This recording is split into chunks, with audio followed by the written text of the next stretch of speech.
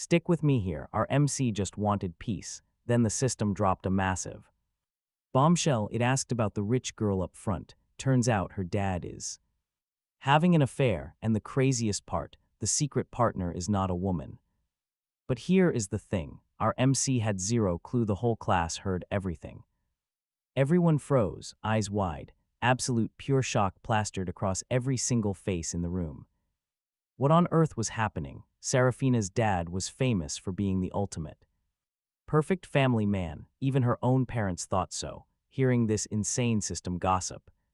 Serafina sat up straight. She lifted her chin, practically radiating pure defensive pride. Her dad definitely adored her mom, but the system's reply hit like a literal bucket of ice water over her head. It mocked how easily humans put on a fake front. It asked Serafina how she could possibly know what her father truly hid inside. Even his own daughter might be totally blind to the real face of her dad. Serafina squeezed her fingers together tight. You could clearly see the sudden panic in her eyes. Meanwhile, our clueless MC mentally begged for tea. But the system loved being dramatic. It gave her a ridiculous condition instead: complete one full page of math problems to unlock the juicy details. Come on. The entire class shouted out loud. Our MC nearly jumped out of her skin. What now? Why was everyone suddenly standing up? She panicked, wondering if she should follow along. She slowly got out of her chair, desperately trying to blend into the bizarre group movement. But once she was up, she noticed multiple pairs of eyes staring right at her. She awkwardly rubbed her nose. What was wrong? Did they notice her late reaction? Everyone quickly snapped their heads back around, just as the terrified students were preparing to finally sit back down. An angry voice exploded. You and I know what happens next. Why are you all sitting down? If you love standing up so much, then stay on your feet. For the entire period, their homeroom teacher was still absolutely furious about the whole class ditching school a few days prior. Things had been dead quiet recently, so she assumed these kids had finally decided to act like obedient little angels. Who could have predicted this absolute chaos? Our MC was utterly miserable. Why did she have to stand? If she knew, she never would have blindly copied the others just now. It made sense for them, but why did the perfectly calm class rep Caspian stand up too? That guy just pushed his gold-rimmed glasses right up his nose, looking every bit like the ultimate righteous gentleman. Meanwhile, the rest of the class was secretly raging with pure annoyance. They blamed her cursed system for causing this entire massive disaster. If she had not triggered it, they would not be suffering this tragic punishment. But the most anxious person in the room was still Serafina. She had caught the system's dark hint that her father's absurd affair might actually be totally real, yet she clung to one tiny sliver of hope, desperate to hear the rest and prove it was all a giant misunderstanding. But now, she actually has to wait for our MC to finish an entire page of math. Only then will the crazy story continue. And Serafina knows perfectly well that our girl doing one single math problem is enough to make the system crash from pure frustration. Plus, our MC is notoriously known as a complete lazy slacker. Serafina bit her nails, already feeling her world turning pitch black. But you and I know it gets wilder. The blasted the system echoed in his mind. Is master bored? Then let's tackle some homework together. Finish it, and you get the juicy sequel. He puffed out his cheeks and shook his head. His face screamed pure stubbornness. Wait, don't you want the next part? The affair partner is not a woman, aren't you dying to know who it is? Damn it, you know he was hooked. He grabbed his pen and tried to tackle the equations. The system didn't have any trouble teaching him, but why was this math problem so insanely hard? Could he just skip it? He shot the system a pathetic look. If anyone else saw his expression, their hearts would melt. But that cold, cursed system remained completely heartless. No choice. He just had to miserably bow his head and do the math. The class bell actually rang, but he completely missed it. The eyes of the entire class were laser-focused on him. Nobody realized the Period was already over. Students walking past class 13 were absolutely shocked too. Discover the whole class just standing on their feet, even though the lesson was over. Nobody even twitched a muscle. This was completely unlike the class 13 they remembered. Normally, wouldn't they all sprint out the door like escaping prisoners, or at least fall dead asleep on their desks, since when did they stay so quiet in the classroom like this, and just standing up? No. Less was the 11th grade class 13 possessed by ghosts. Why was math so hard? He wondered if they could swap subjects. Maybe he could sing an ancient poem instead. He glared at the blasted system with ultimate grievance, desperately trying his best to awaken a tiny crumb of its compassion. The system glanced at his notebook. Very good, 2 whole hours, and you finally solved one single problem. Learning requires encouragement. It shouldn't scold him, lest it destroy his interest in studying. You wrote very well, it praised. You finished 2 problems already. Take a little break. He stared at the system. Sheer disbelief. Was it telling the truth? Was this really that same cursed blasted system? Why was it suddenly acting so gentle? Did it catch a virus? The blasted system maintained its golden rule: never hurt the fragile self-esteem of a kid. Its voice was soft, like coaxing a toddler. That is right. You did a great job. Take a rest. We will continue in 15 minutes. Since Master finally put in the hard effort to study seriously, it could not treat him like a working donkey. Otherwise, if Master threw a tantrum and completely ignored the system, what would it do? He slammed his head onto the desk, his body feeling gloriously liberated, so comfortable. Just as expected, math is the root of all evil in this world. Escaping the math zone, it felt like his entire body had resurrected from the dead. Hearing his inner thoughts, the entirety of class 13 held back their laughter until their faces turned tomato red, but they did not dare laugh out loud, terrified that if he saw them, he would say they were having a collective seizure. But right now, Serafina was in no mood for jokes. She was pacing like an ant on a hot frying pan, waiting forever. The afternoon still had not arrived. He turned his head and saw her slumped over, looking exactly like a pitiful, wounded little puppy, so tragic, so absolutely miserable. After hearing his inner monologues, knowing he was being tortured by math to the brink of insanity, even though Serafina felt bad for him, she desperately needed the next part.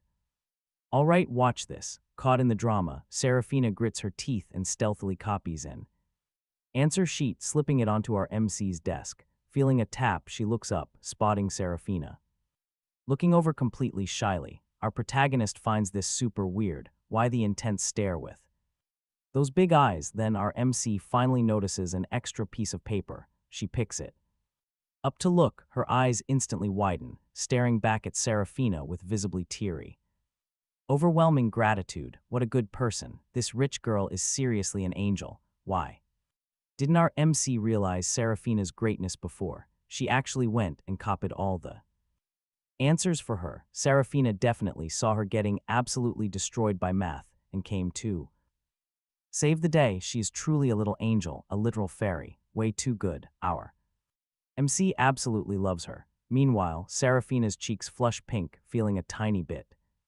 embarrassed deep down. Honestly, she only passed those exact answers because she desperately wanted to hear the next inner chapter, and here our MC is praising her, even declaring her love. This girl is seriously way too cute, Serafina thinks. Rowena helplessly stares at our MC. Another good person label. How many good people can one heart possibly hold? Who knows? Nearby, class rep Caspian pushes his gold-rimmed glasses, a cryptic, meaningful smile blooming on his face.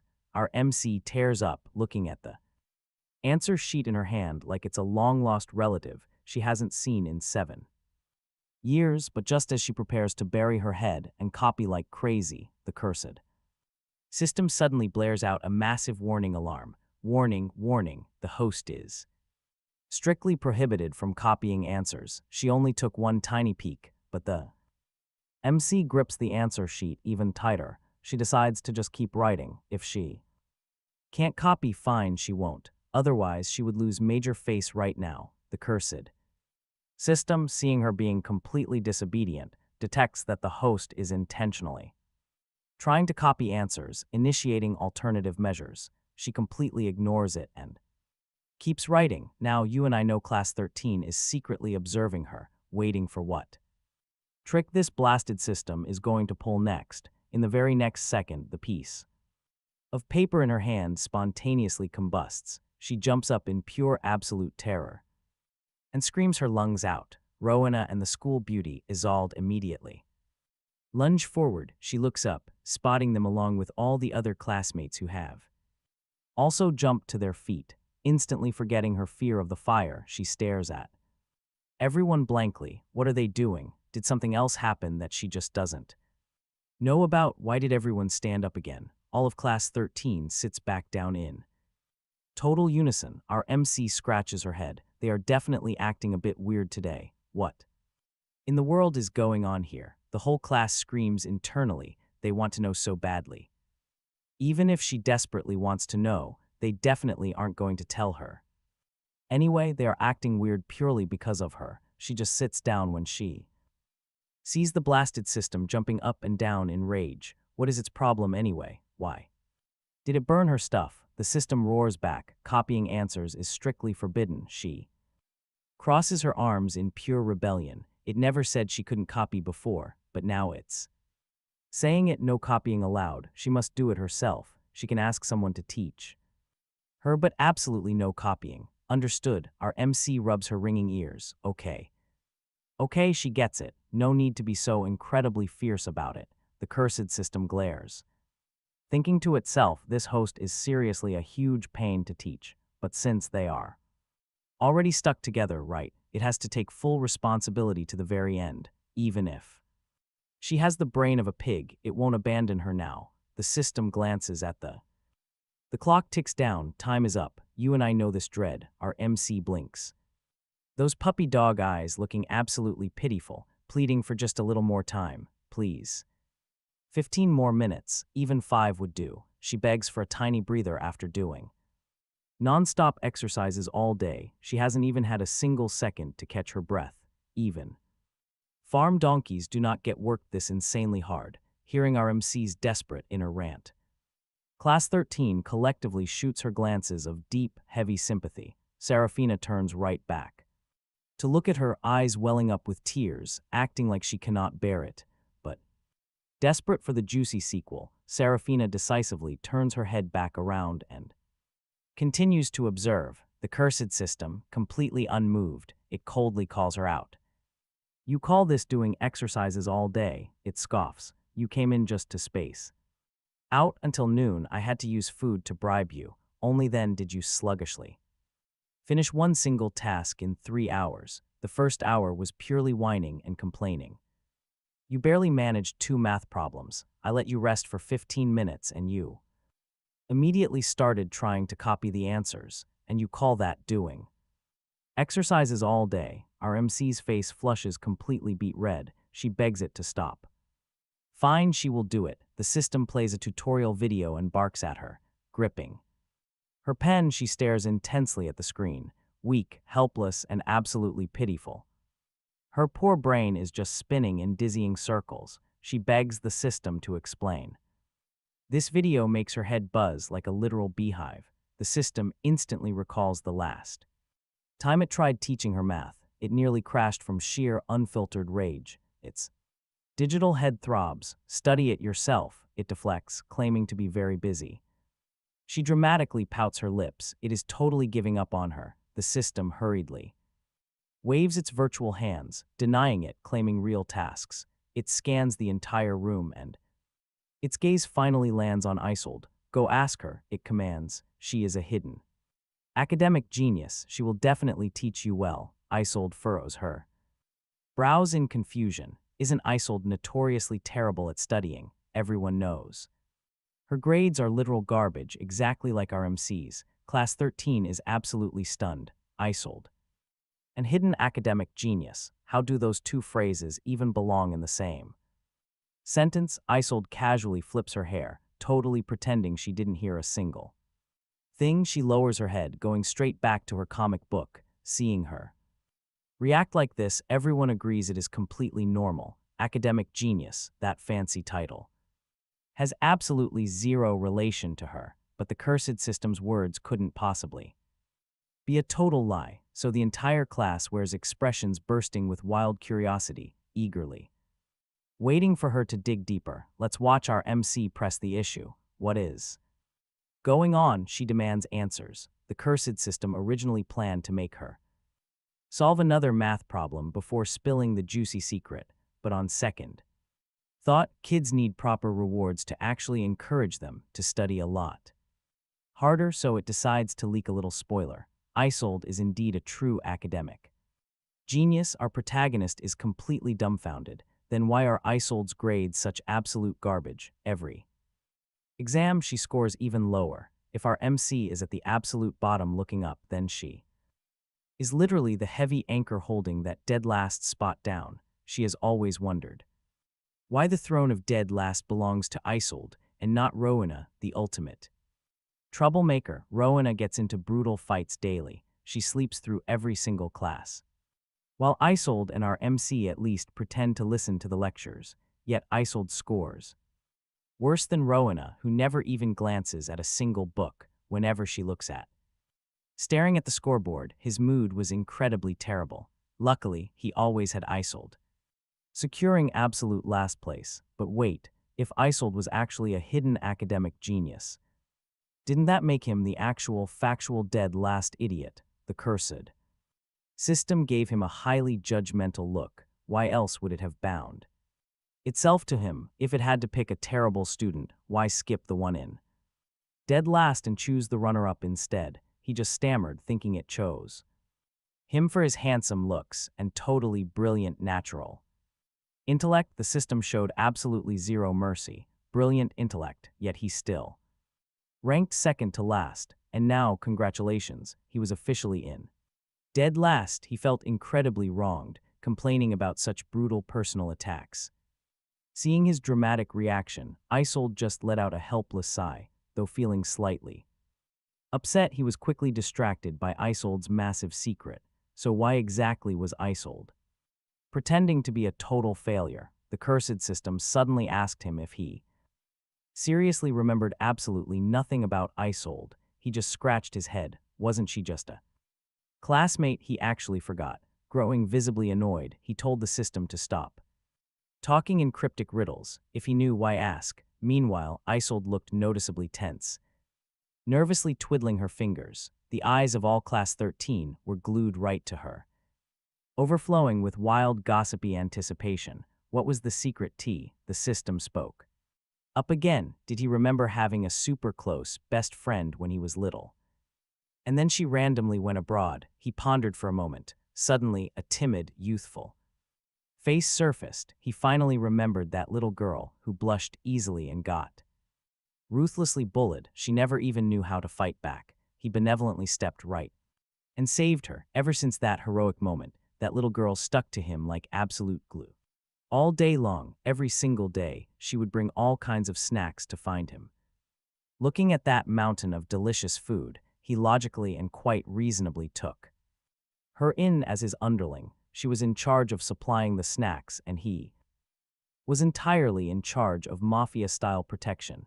This beautiful business transaction was absolutely flawless, completely unmatched in history. During that golden era, he was living the ultimate dream. Every single day, his pockets were overflowing with amazing snacks.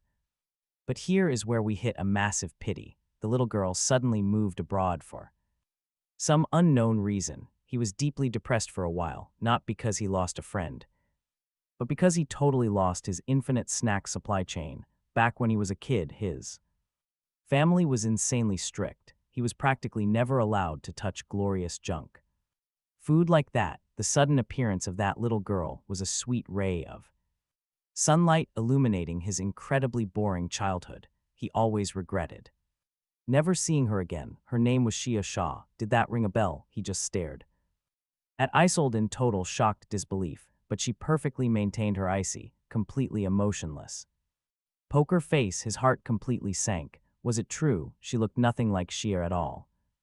Shia blushed so easily. Her personality was soft and super easy to bully, like a bouncy living snowball, just unbearably cute. He looked straight at Isolde once again, but he still felt this completely cold academic genius had absolutely zero connection to the adorable little girl from his memories. All of Class 13 stared dumbfoundedly right at Isolde.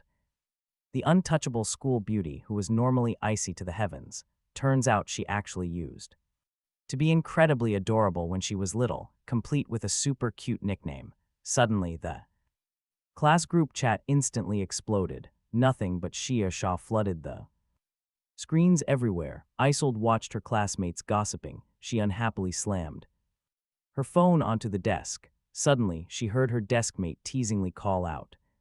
Shia. Isolde shot back an absolute death glare. The deskmate instantly and obediently zipped their mouths shut. Meanwhile, the whole class perked up, waiting for more gossip, and honestly, you and I are too, at this moment. The system's voice confirmed it. Even if Felix denied it, he had to face facts. That timid little girl from childhood had morphed into a literal glacier. He peeked at Isolde's gorgeous but totally blank face. She caught his gaze and immediately started nervously twiddling her fingers. The second Felix looked away, she dropped her head in sheer disappointment. This tiny micro-expression went completely unnoticed by the class, but Rowena saw it clear as day. She just figured Isolde was acting incredibly weird today. Then she shot Felix a quick glance, turned around, and totally collapsed onto her desk to sleep. She honestly couldn't care less about Isolde, so what does this have to do with her faking bad grades? Felix glared suspiciously right at the system. It just stared right back at him. What was it looking at? Was there something on his face? Our guy literally pulled out a mirror, still devastatingly handsome as always. Not a single flaw. The system just let out a heavy, super helpless sigh, because once upon a time, Felix actually ranked dead last in a major exam. He was so completely heartbroken, he wouldn't even touch the snacks Isolde brought over just to cheer up her buddy Felix. By the very next exam, Isolde intentionally dropped from first place straight to dead last. Hearing this crazy reminder, the memories hit Felix like an absolute tidal wave. Back then, he hit rock bottom and sulked for days. Shasha saw this, brought him snacks to cheer him up, but he was so sad he didn't even glance at them. The result, next exam, Shasha actually ranked dead last. Felix found it suspicious and asked. She just smiled, saying she didn't want him to be sad. She promised that with her around, he'd never be dead last ever again. At the time, Felix was beyond touched, but he still scolded her up and down. First place is amazing. Why throw it away? Why on earth would you intentionally bomb a test? On the surface, Isolde promised she wouldn't do it again, but obviously she stubbornly did whatever she wanted anyway. All of Class 13 stared at Felix and Isolde with absolute excitement. Isolde, just to make one boy happy, willingly threw herself right off the academic throne straight down to the bottom of the rankings. Rowena, who was just trying to sleep earlier, heard all this crazy tea and couldn't fall asleep at all now. She thought to herself, getting dead last. Please, I could easily do that too. The system finally spoke up again. So you gonna go find her now? Knowing she was his childhood friend, Felix instantly dropped all the awkwardness. He grabbed his notebook, ready to go find Isolde, but then something else hit him. Wait, so why did she even go abroad? The system just stared at his blank math page. It felt like it couldn't spill any more secrets. You and I know no homework would be done today at this rate. Besides, it had already leaked a massive amount of motivation. That was totally enough. It couldn't spoil our boy too much here. The system just spat out a freezing, robotic line. Go ask her yourself. Felix looked pitifully at that blasted system, his eyes literally brimming with tears. Just a little bit. Just a little more, he pleaded, but that cursed system didn't budge. It roared back, hurry up and move. Left with zero choice, he hugged his notebook. Looking like a kicked puppy, he just waited for the bell so he could approach. Isolde, ring. Class was finally over, but bizarrely, nobody in room 13 moved. Single muscle, the teacher up front stared down at this dead, silent room. Creepy chill crawled right up her spine. Class was over. Why weren't they running? Honestly, this was scarier than a horror movie. You and I know Class 13 is famous for being pure chaos. Usually, they scatter like a flock of birds. The exact second that bell rings, yet here they were, just sitting there. Perfectly still like statues. They hadn't said a single word in days, and now they weren't even leaving. How was this normal behavior for them? In the teacher's panicked mind, those nasty rumors about demonic possessions suddenly resurfaced. A cold shiver ran through her body. She grabbed her books and bolted. She seriously needed to find a grandmaster to buy some protection talismans, because honestly, with the sky-high salary of this elite school, quitting just wasn't an option. Once the teacher vanished, our MC clutched his notebook, hesitantly taking tiny, nervous steps toward Isolde. Seeing him approach, Isolde's ears instantly flushed a bright pink. He crept closer, staring at her ice-cold expression. His heart was absolutely hammering right now. It had been so long. Did she even remember him? Was bothering her just super annoying? If he got shut down here, it would be humiliating. Maybe he should just bother that stupid system instead. Meanwhile, all of Class 13 screamed internally, just hurry up. If she forgot you, why would she tank her own grades? She clearly remembers. Serafina, watching his pathetic cowardice, practically wanted to charge up there herself, shove him right next to Isolde, and force the tutoring session. Just when everyone thought he was gonna completely chicken out, Isolde finally broke the silence. Need something. Staring at Isolde, our boy stammered out, I have this math problem. I'm totally stuck. Could you teach me? The exact second those words dropped, he instantly regretted everything. He felt like a complete idiot. Isolde was ranked dead last. Asking her about math, wasn't that basically picking a fight on purpose? If she snapped, he'd have to sprint for his life, but Isolde just softly chuckled. Sure, she shot her desk made a sharp look, and they immediately surrendered the seat. He nervously asked, can I take your spot? A quick nod. Isolde stood up, giving him her seat while she took over Ara's spot. Watching this unfold, Ara internally rolled her eyes with heavy disdain. Did her seat have a nasty virus? Why act so completely disgusted by it? If you don't want to sit, then just don't. But facing Isolde's totally chilling glare, she instantly zipped her lips, obediently letting him take Isolde's old seat. Isolde started explaining the math problem to him, but his mind drifted straight into the stratosphere. Her voice was just so pretty. Isolde suddenly paused, her ears burning bright red. What did you say? He bugged his eyes out in total confusion. I didn't even open my mouth. Isolde softly replied, sorry, I just misheard. Let's continue. The entire class covered their mouths, desperately suppressing their wild laughter. Seriously, why was Isolde acting so impossibly cute? Rowena heard all this, getting more annoyed by the second. Pretty voice, yeah right, her voice was just as pretty, obviously. She suddenly whipped right around and glared total daggers at our MC. Rowena sat right in front of Isolde, so turning around meant she. Rowena was glaring right at Felix sitting in Isolde's seat. Her sudden pivot terrified him. It scared the living daylights out of our guy. Why the sudden, deathly glare? Why so furious? Hearing his inner panic, the rest of the class glanced over. Sure enough, they saw Rowena's face twisted with pure rage. Everyone instantly connected it to the rumors Felix had accidentally sparked earlier. They all assumed Rowena was absolutely seething with jealousy, and honestly, you and I were thinking it too. Why is she so mad? Because he asked Isolde to tutor him. Is she just jealous on her partner's behalf? She wouldn't actually hire goons to beat him up right after all. She is the ultimate school tyrant. Getting punched by her would hurt like hell. How could he forget that Rowena and Isolde were a rumored couple? If he knew, he never would have approached Isolde. His scrawny little arms could never withstand a beating. Hearing his panicked inner thoughts, Rowena's face grew even uglier. Who exactly started this ridiculous rumor about her and Isolde? If she finds out, she will beat The rumor monger into an absolute pulp. To Felix, her expression looked incredibly terrifying. What was that look so scary? She wasn't actually going to hit him, was she? Should he just make a run for it? Rowena opened her mouth to explain, but Isold's freezing voice suddenly cut in. Ignore her. Let's continue. Felix widened his eyes, silently screaming in panic. Oh no, what is happening? These two aren't planning to throw down right here, are they? If they start fighting, our boy needs to bolt. Instantly, the last time those two clashed, it ended with Felix having to write a 3,000-word apology essay. That traumatic feeling was still fresh in his memory.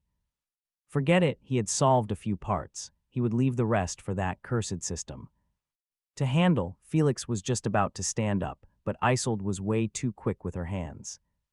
She shot him an icy, piercing glare. It was a rare chance to be close. Why would she let him escape so easily? Isold turned to Rowena, her tone highly displeased. Do you have a problem? If not, do not bother us. Rowena raised an eyebrow. Of course she had a problem. She could tutor Felix too. Isold sneered like hearing the greatest joke in the entire world. Her, with a math score in the double digits. Absolute gutter level. Rowena's face flushed bright red, her eyes flashing a hint of regret. If she had known, she would have actually studied properly, but her intimidating aura didn't. Drop an inch, so what? You think you are such a great teacher? She could hire professional tutors for Felix. Isold curled her lip in utter, absolute contempt. This sound of sheer disdain completely detonated Rowena's fury. What was that supposed to mean? Class 13 and honestly you and I instantly got hyped. Their eyes sparkled brilliantly. A fight, Rowena versus the ultimate school beauty. Who would actually emerge victorious, facing two beauties, both as tense as drawn bow strings. Right in front of him, Felix felt zero sense of honor. Instead, his inner voice whispered in pure panic. Maybe he should just slip away. Both girls shouted in unison. Don't you dare leave. Felix swallowed hard, his heart heavily hammering against his ribs. Synchronized shouting. Oh man, they truly were the perfect couple. Isold and Rowena furiously glared at each other, their eyes completely overflowing with mutual disgust. Watching this insane scene, Felix tried his absolute best to shrink his existence to zero. These two arguing was way too terrifying. He absolutely did not want to be caught in the crossfire as innocent collateral damage. They seemed to reach a silent consensus. They needed to make it totally crystal clear to Felix that there was. All right, watch this. Absolutely nothing between them. They both spoke in unison again. Felix was so startled he literally jumped up. What's wrong? Are they telling him to leave? He'll leave right now. But before he could finish, Rowena and Isolde, one on the left, one on the right, pressed his shoulders down, forcing him back into the chair. He looked like a terrified little rabbit waiting for the butcher, sitting there looking utterly pitiful and tragic. Meanwhile, the crowd watching this show cheered in absolute delight. Oh my God, if school is this entertaining, who would ever want to skip class? Ara watched the drama with total fascination, instantly forgiving Isolde for being totally disgusted by her earlier. Seraphina's eyes sparkled like absolute diamonds. Even though she felt slightly guilty toward her dad, this high school drama was simply too delicious to ignore. The ice-cold beauty versus the school tyrant. What an amazing episode. Give us a few more seasons, please. Class 13 was ecstatic beyond belief, but poor Felix, he felt like he was roasting on a grill. Terrified their little lover's quarrel would drag him down with them. Just as he opened his mouth, Rowena and Isolde spoke in unison again. We are not what you think we are. Like what? Felix was baffled but couldn't help marveling at their synchronization. As expected of the little couple, Rowena and Isolde glared at each other like the other was a repulsive life form. Isolde signaled to Rowena with her eyes, you shut up, I will do the talking. Rowena silently rebelled. Why should I? This intense eye contact battle left Felix completely stunned. The rest of the classmates looked at each other in total bewilderment. What exactly are these two plotting? Rowena shot a fierce glare and snatched the lead. Felix, I have something to tell you. Our guy's heart clenched. Tell him what? Is she demanding he stay away from Isolde? Is she actually asserting dominance over her territory? She didn't need to do that. He would voluntarily scram out of there. He absolutely would not force them to get physical. Isolde looked helplessly at Rowena, this idiot, just as she was about to retort. A gentle voice suddenly interjected. Felix, if you have any questions, you can just ask me. Hearing this voice, Felix felt like he met his ultimate savior. He turned around and saw the class rep smiling brightly, looking right at him. Without another word, he grabbed his backpack and lunged straight toward the class rep. Class rep, let's get out of here. Rowena and Isolde stared unhappily at Caspian, but the class rep completely ignored them, smiling as he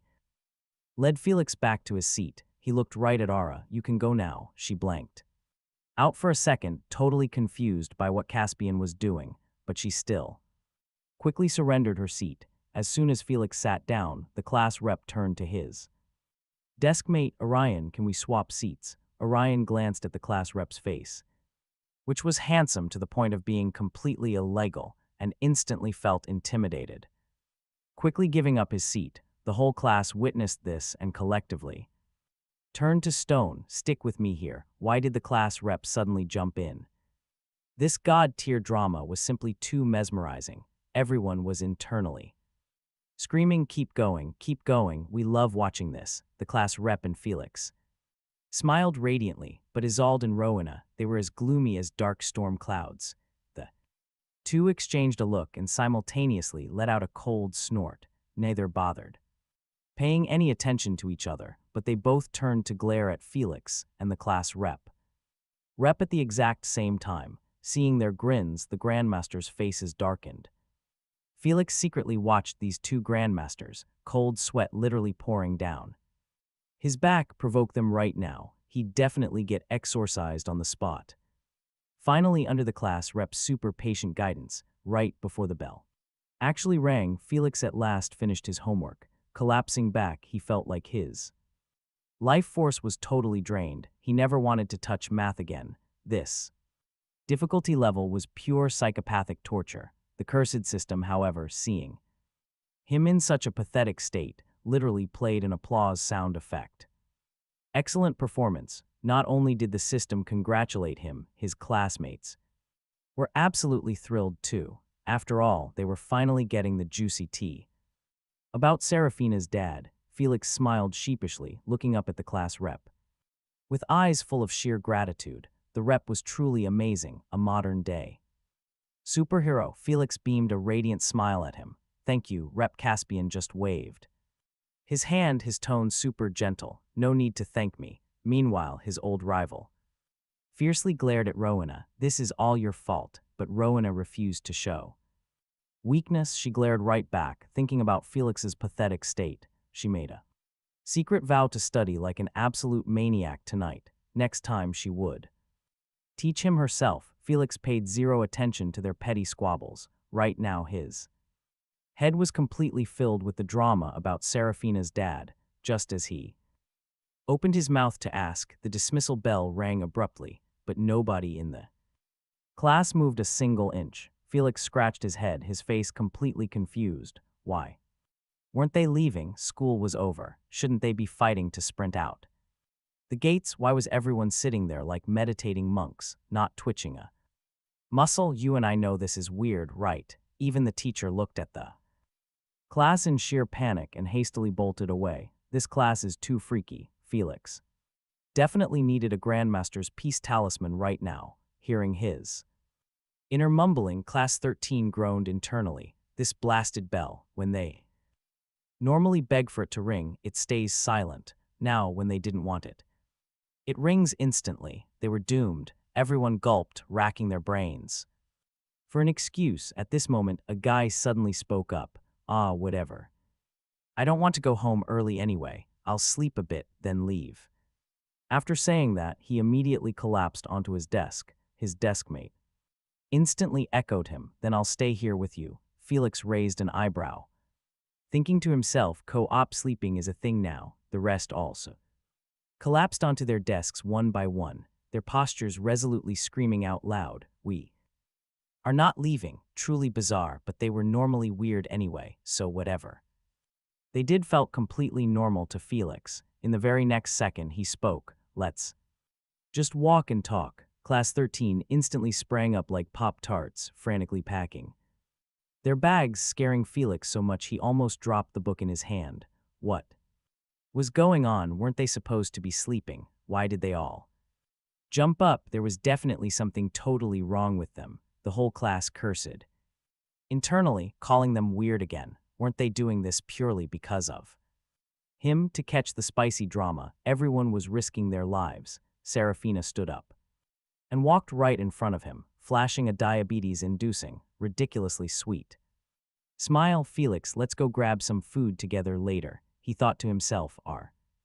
All right, are they even close? But facing a beauty's invite, how could he dare refuse? Felix smiled and nodded. Sure thing. Serafina's cheeks flushed a nervous pink.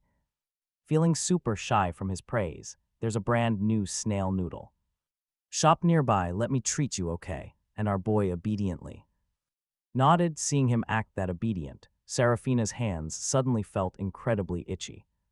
She finally understood why the school beauty and the resident tyrant were fighting over him. Looking at his naive puppy dog face, absolutely impossible to resist, she screamed wildly inside her own head, actively calculating how to kidnap him back to her place. Right then, the rest of the classmates chimed in. Serafina, take us out too, we want to eat. That's right, you really can't just treat Felix. He was totally surprised. Are snail noodles seriously that good? Why does literally everyone want to go? They all muttered internally. It's not the noodles, we just want to follow you guys and completely feast on the drama.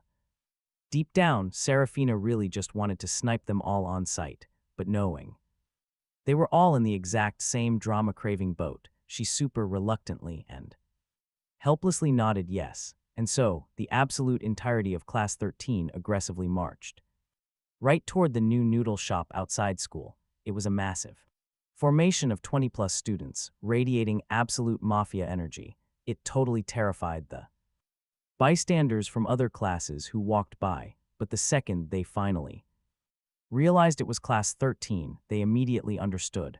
Lately, that class has been acting totally weird, the whole school knows. They marched triumphantly straight toward the noodle shop. Students who were just trying to buy some food saw them instantly slammed their brakes, turned their bikes around, and some poor kids who were already inside literally sprinted out. Stick with me. Seeing this, Felix couldn't help but ask out loud, does our class look like a street gang or something? Class 13 just looked at each other. A few awkwardly rubbed their noses.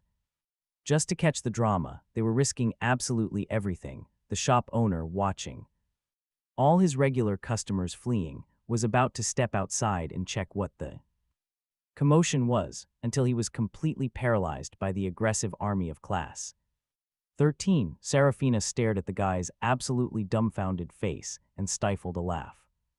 He probably thought they were a mafia mob coming to wreck the place. Barnaby scratched his head, flashing a goofy smile. Boss, we just came here to buy some noodles, even though the poor owner was completely bewildered, not understanding why kids buying lunch looked like a triad gang. His pure merchant instincts completely kicked in, and he enthusiastically invited them inside. After all, who says no to money? Everyone in Class 13 got a steaming bowl of noodles. Felix stared at his deluxe premium bowl, 2 eggs and extra sausages. While eating, he sneakily asked his chaotic system, so, how exactly did Serafina's dad get caught? Who's the affair partner? The absolute second those words dropped, the entirety of Class 13 bugged their eyes out, staring intensely right at him. The system cleared its throat. Master, let me tell you. Not only is Serafina's dad having an affair, her mom is actually cheating. 2. Felix was completely flabbergasted. Class 13 looked at each other. Serafina straight up turned to stone. What? My dad is cheating and my mom is cheating. 2. What the heck is this? My parents love each other. We're about to find out. The looks everyone threw at Serafina suddenly filled with intense sympathy. Basically saying, so pitiful. She always believed her parents were totally in love. Nope, they were both cheating. The system just kept dropping these massive bombshells. Her dad was messing around with some twisted family tree geometry. Her mom was acting out the spicy stepmom trope. Our MC's jaw completely dropped. It was absolute madness. Class 13 literally screamed, "Way too spicy, keep going." Serafina slumped over the desk like a lifeless fish. Twisted family ties, spicy. Stepmom tropes, how do you even predict this stuff? But who exactly was her dad? Seeing, was it the oldest uncle or the youngest one? Wait, it couldn't possibly be.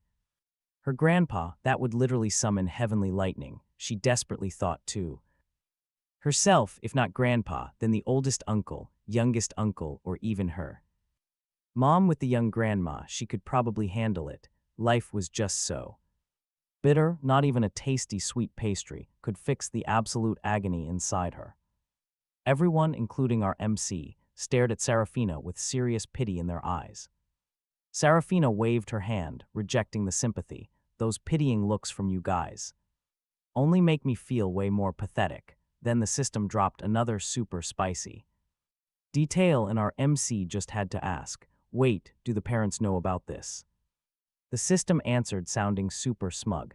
Obviously they know, they even cover for each other like partners in crime. Our MC's jaw hit the floor. The details, give us the entire story, we need the juicy gossip, and everyone else instantly agreed.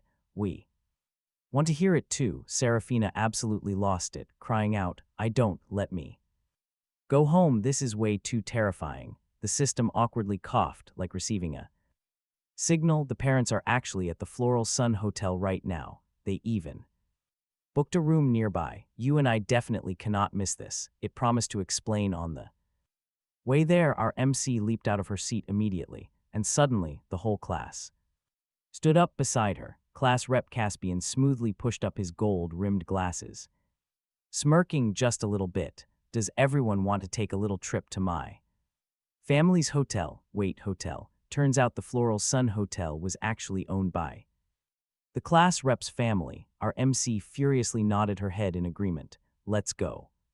Go, everyone else rapidly nodded. We are going too, the class rep chuckled softly. All right, let's move out. He then led all of class 13, aggressively marching straight toward his family's hotel. The system randomly asked, so, whose tea do you want spilled first, the dad or the mom? Our MC quickly remembered the stepmom identity, thinking about how Serafina's mom and that little grandma literally despised each other. How on earth did they hook up? Honestly, she was getting super curious about the dad instead. What wild secrets were hiding in there?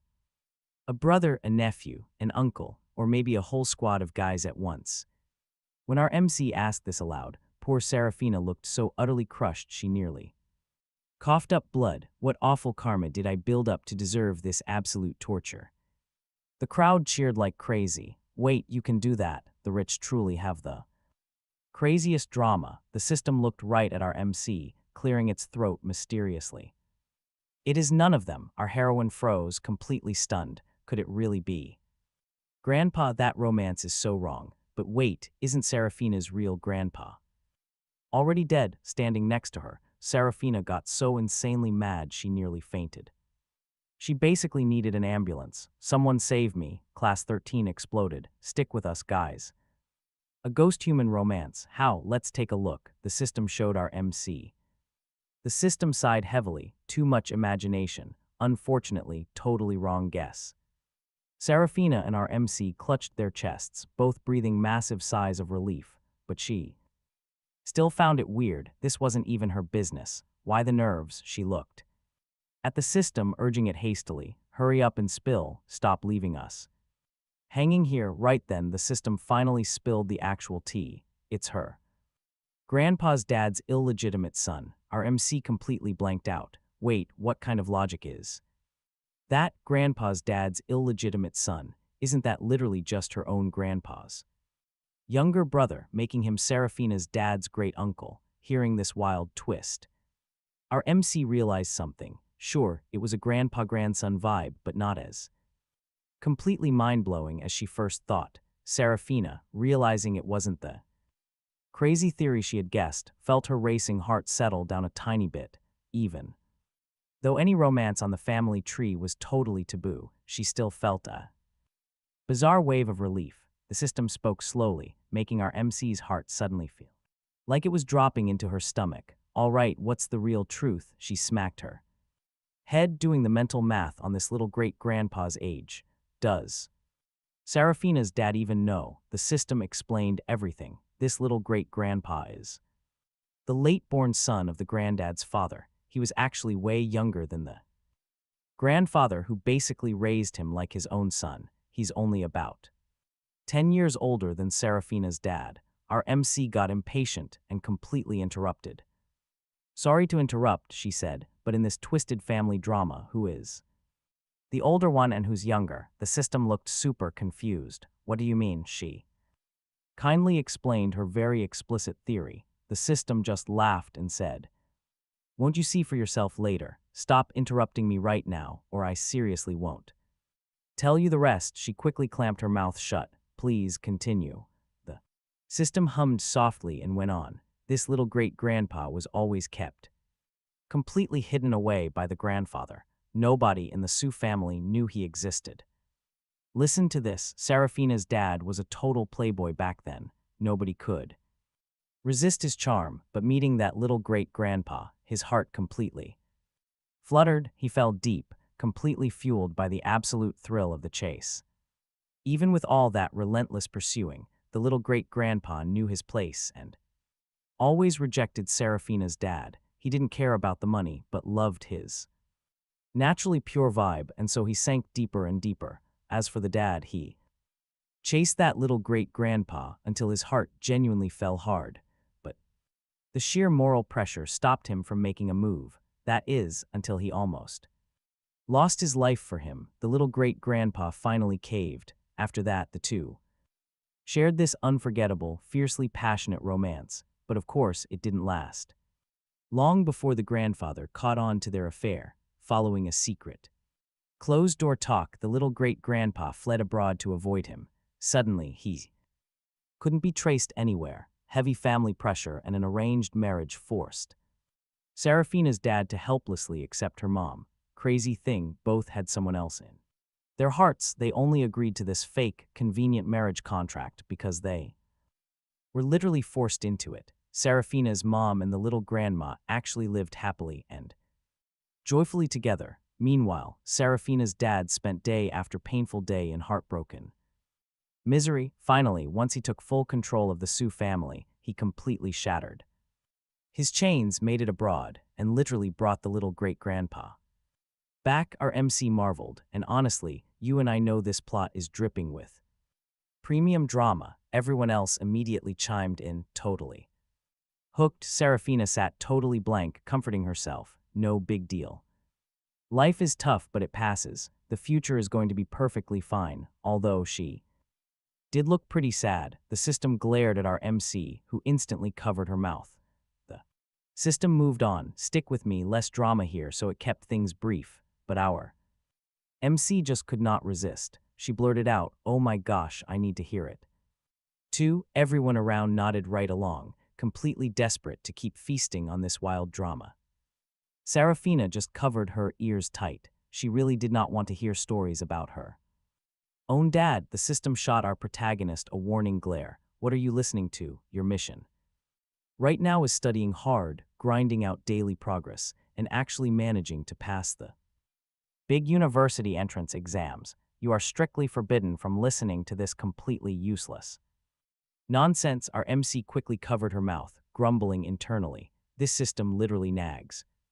Worse than an actual mom. Then the system picked right back up, and next came the whole imprisonment of the little great-grandpa. But remember, you are not allowed to learn from this mess. The main goal is studying hard. We are absolutely forbidden to go do anything illegal. Right after finishing, it started lecturing our MC all over again, even though she really did not want to listen, totally hyped for the next spicy part.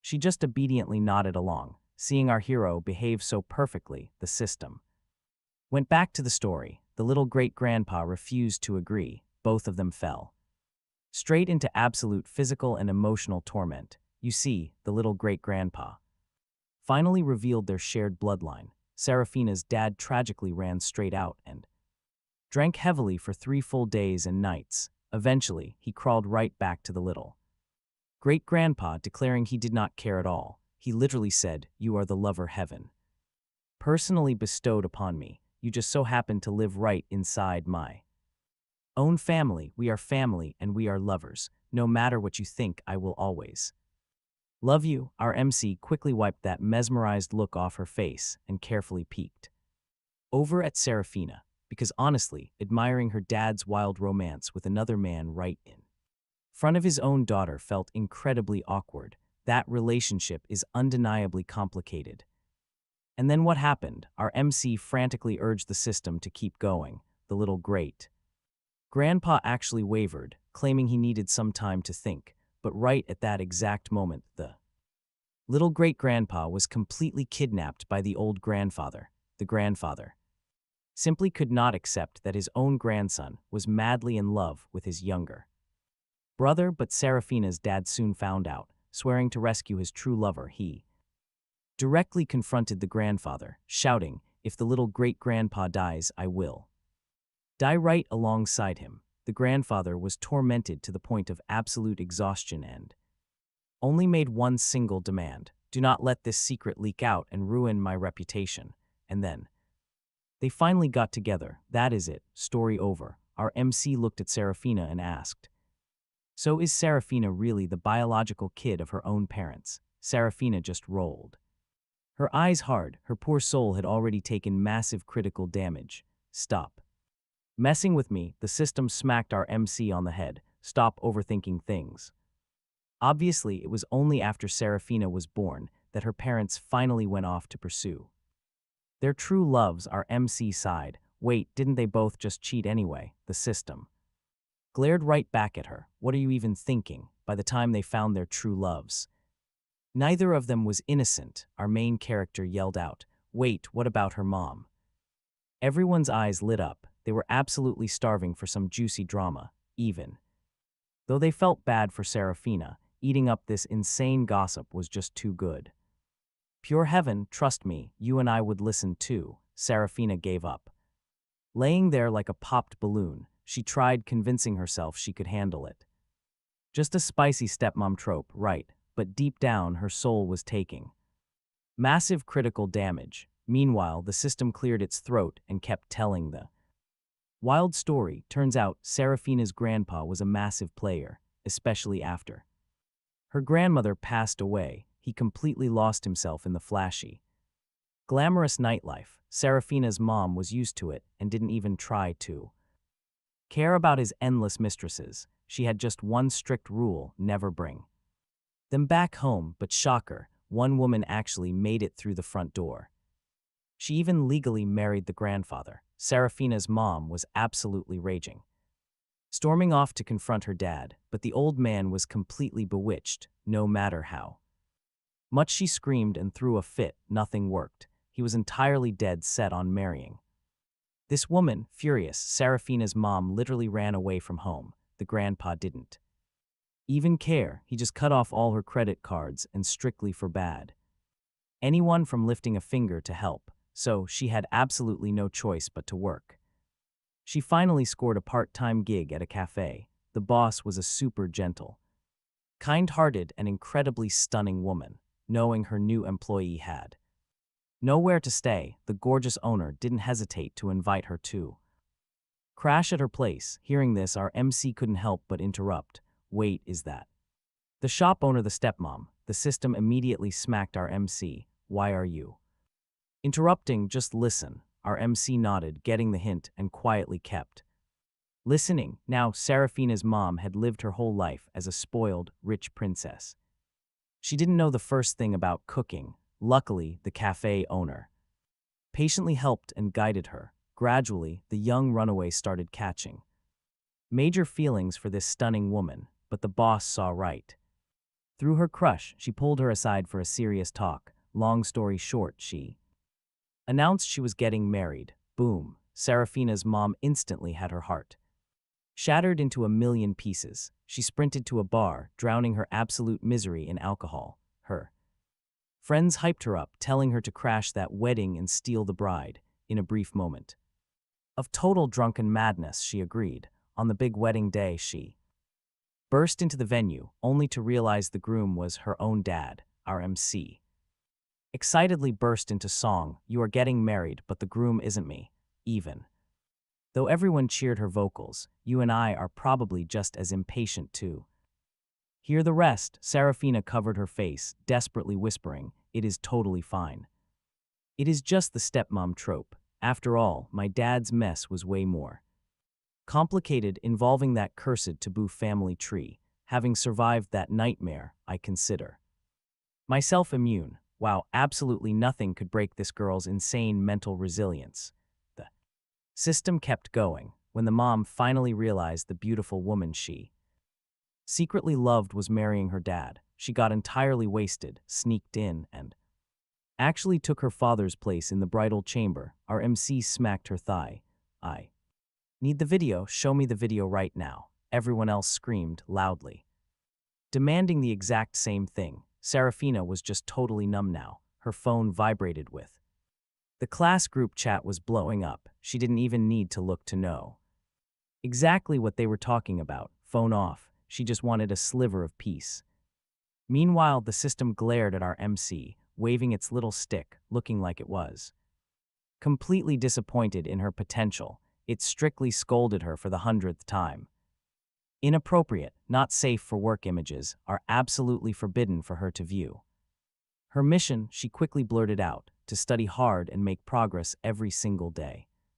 She understood. Everyone covered their mouths, secretly giggling. Then Serafina glanced over, seeing our MC look so helpless actually lifted her mood a little bit. The system sounded totally satisfied with that answer. Good that she knew. Our MC hurriedly urged it to continue. It nodded, moving on. After that night, those two became total strangers, losing all contact. That is, until later when Serafina's dad teamed up with Serafina's mom, and they actually got married.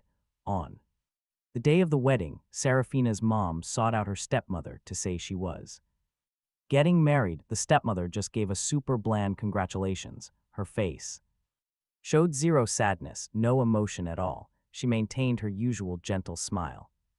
Every single smile that used to heal Serafina's mom now felt exactly like glaring daggers in her eyes. The emotional fortress in her mom's heart completely collapsed. She was totally lost, and after getting married, those two never met again, not until she heard the tragic news of her father's passing. Serafina's mom then returned to inherit the family fortune. Our MC excitedly raised her hand. She knew this trope. She inherited all her father's assets, including the stepmother. The system glanced at our MC, warning, "That is correct, but stop watching those weird stories." She pouted in satisfaction, but outwardly played along.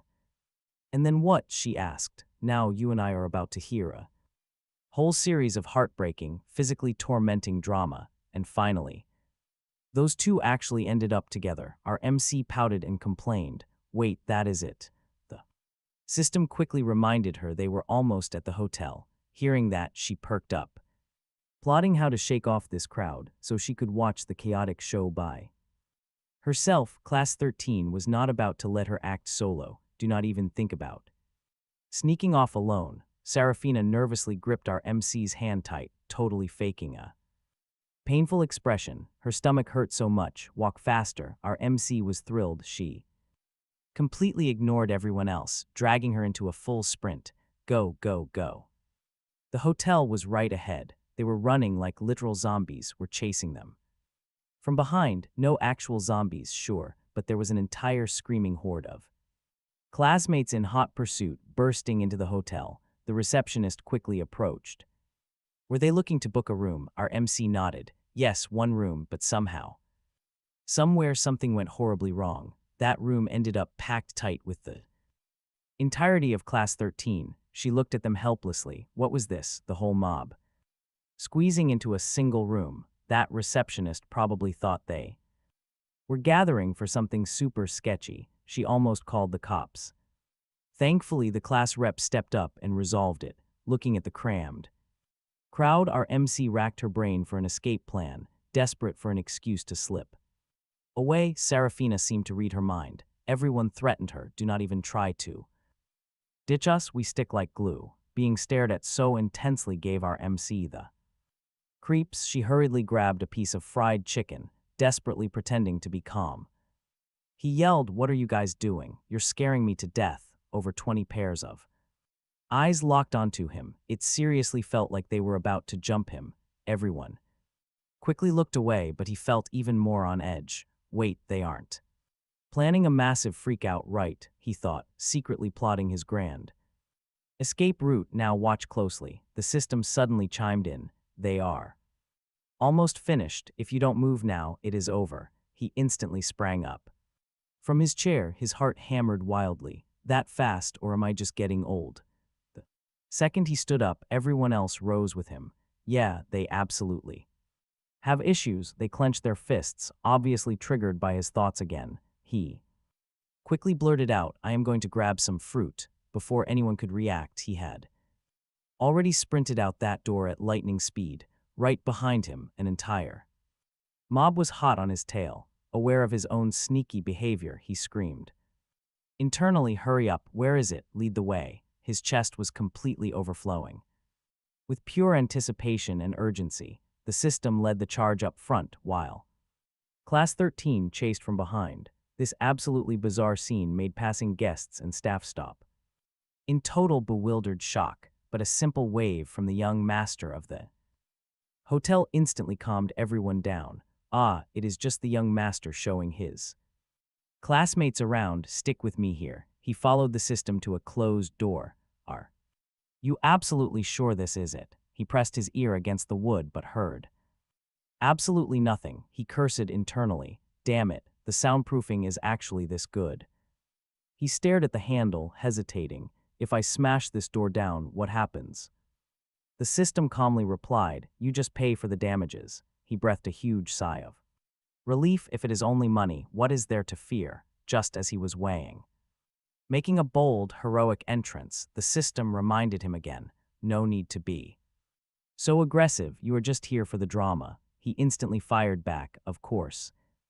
This is worth it. If I wait any longer, the show ends." Just as he was about to act, he suddenly paused. Wait, who exactly is inside anyway? The system flatly confirmed, "They are all in there." He was completely floored, his eyes bugged out. Everyone else was equally stunned, jaws literally hitting the floor. Serafina just wanted to find a dark hole to crawl into. Usually she was so proper and dignified, but turns out her parents party this hard. "I cannot take this. If you do not smash it, I will." He was instantly startled to see a massive hammer in her grip. He gulped. "Where did you even find a hammer?" She pointed at a nearby toolbox. He felt super uneasy. "Does she know something?" All of Class 13 nodded nonchalantly. "Of course, we all know it is all drama served directly by you." Catching Serafina's incredibly weird smile, a cold shiver ran straight down his spine. Right then, she gripped that hammer tightly, completely ready to smash the door down, but her swing was blocked by the class rep's long, slender fingers. Serafina, clearly annoyed, looked up and saw the class rep calmly smiling back at her. Smashing doors is not exactly classy. She totally knew it was a bad look, but her parents were right inside, and they were apparently playing a wild multiplayer co-op match. He stood next to her, awkwardly nodding, "Right, totally right," but hearing his inner voice. Everyone suddenly glared at him. "Wasn't smashing the door your big idea?" He defensively touched his own face, playing entirely dumb. "Why is everyone staring at me again? Is there something on my face, or am I just getting too handsome for my own good?" Meanwhile, the class rep smoothly knocked on the wooden door. "Excuse me, in there is a fire out." "All right, let's watch." Our MC rolled her eyes. That trick, totally usable. Everyone was amazed. Serafina stayed completely resolute. She thought, as long as that door opens, nothing else matters. "I have to catch them red-handed." And honestly, even though catching them right in the act meant her parents would make her lose face, thinking about how Her family completely tossed the rules away made her feel oddly liberated and sure. Enough the exact second that door cracked open, a shirtless man appeared, right behind him stood another guy and two women. Seeing a massive mob of students outside, they instantly tried to slam the door shut. "Mom, Dad, what are you doing?" Serafina's voice, packed with absolute disbelief, completely shattered the silence. The man, seeing his own daughter, touched his face in a panic. "We are getting massages." Our MC peeked inside too. "Look, massages, is it really a massage?" Suddenly, her inner voice echoed completely out loud. "Oh my God, why is everything pixelated like a Japanese mosaic blur?" The system calmly replied it was to protect its master's mental health, all explicit and revealing. Visuals have been completely censored. Her mind just exploded. What if it is a massage? Why censor things? Why can't she see it? Only their upper halves are showing.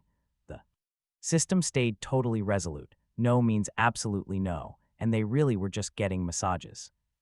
Her eyes widened like huge brass bells, successfully distracted by the system. "Why didn't you just say that earlier?" The system replied in utter seriousness. "How was I supposed to know your mind was completely in the gutter? Your thoughts are so filthy."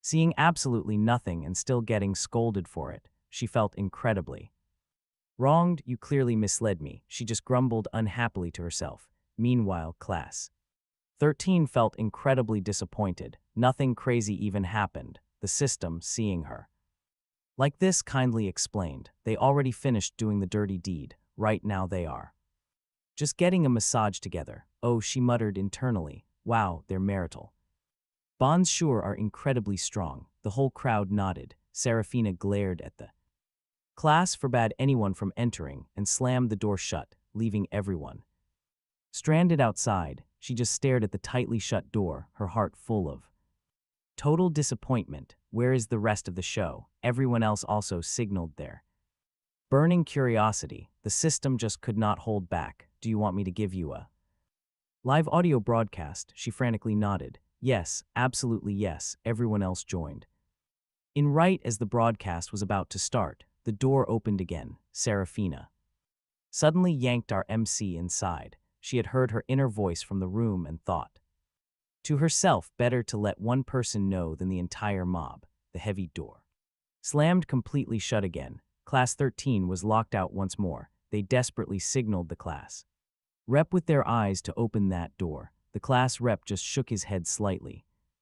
"No can do. I cannot just randomly open a guest room door," just as everyone was out of ideas. "Watch this." Her inner voice suddenly blared out. "Oh my God, so spicy. This is someone else's family business. I'm a total outsider standing here. Is this really appropriate?" The system bluntly replied, "If you think it is inappropriate, then just get out." She thought to herself, "I am already here. Of course I have to stay and watch this drama." But how did Serafina even know about this? "I am literally dying of curiosity." Everyone finally realized. Serafina pulled her inside entirely because of her inner voice. Even through that thick door, she could hear her internal monologues. "What an amazing, unexpected harvest." The boys plastered themselves against the door like little geckos, pressing their ears to eavesdrop. Suddenly, her "All right, check this out," a voice rang out. "Felix actually got kissed." Serafina confessed to him if he'd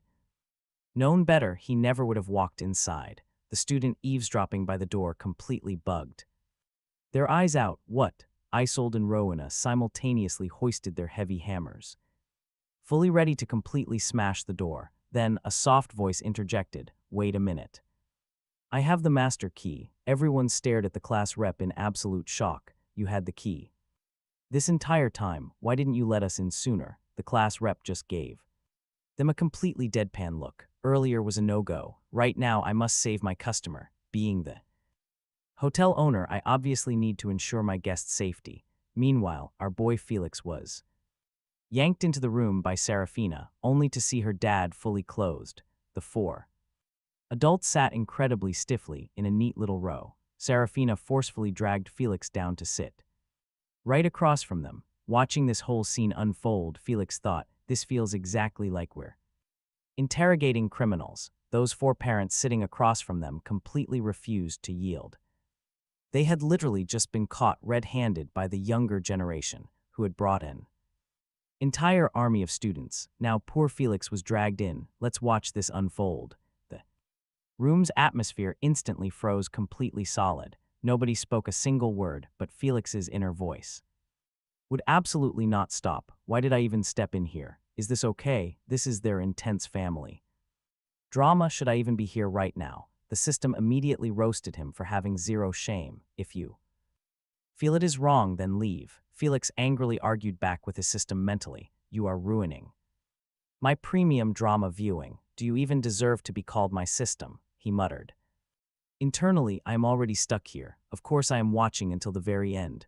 Why is literally nobody talking? Are we seriously just going to sit in pure silence? Serafina, somehow hearing his words, aggressively cleared her throat. Do you have anything to say? On the outside, Felix remained totally cool, but internally he was screaming. It is finally starting. Are they literally going to throw hands? Serafina felt absolute anime stress lines forming directly on her forehead. She helplessly thought, they're all highly educated, civilized people. There is just no way they will physically fight. Serafina's dad looked incredibly apologetically at his daughter, opened his mouth, then awkwardly closed it a few times. Finally, he said absolutely nothing. Serafina, witnessing this exact silence, could not hold back her fiery explosion. What is the meaning of this? Is there really no explanation at all? Her dad and mom instantly leaned closer to Serafina, trying to gently coax her. Sarah, let us talk about this properly when we finally get home, okay? Serafina violently yanked both her hands away. Why do we even have to go home? Can't we just talk right here? Felix sat beside her, backing her up completely. Exactly. Why not just explain the whole thing clearly right now? His system could not help but remind him. Do you seriously not understand the real reason? Felix finally caught on. Four pairs of eyes were staring dead straight at him. He understood now. Oh, it's because of me. All right, then I'll just quietly leave. But Serafina firmly gripped his hand. This is my classmate. He absolutely has every single right to know. Hearing this, her panicked parents could only try to placate her. Sarah, please stop making a massive scene. Serafina completely refused to back down. How am I making a scene here? You two hid this crazy secret from me first. Besides, Felix isn't going anywhere.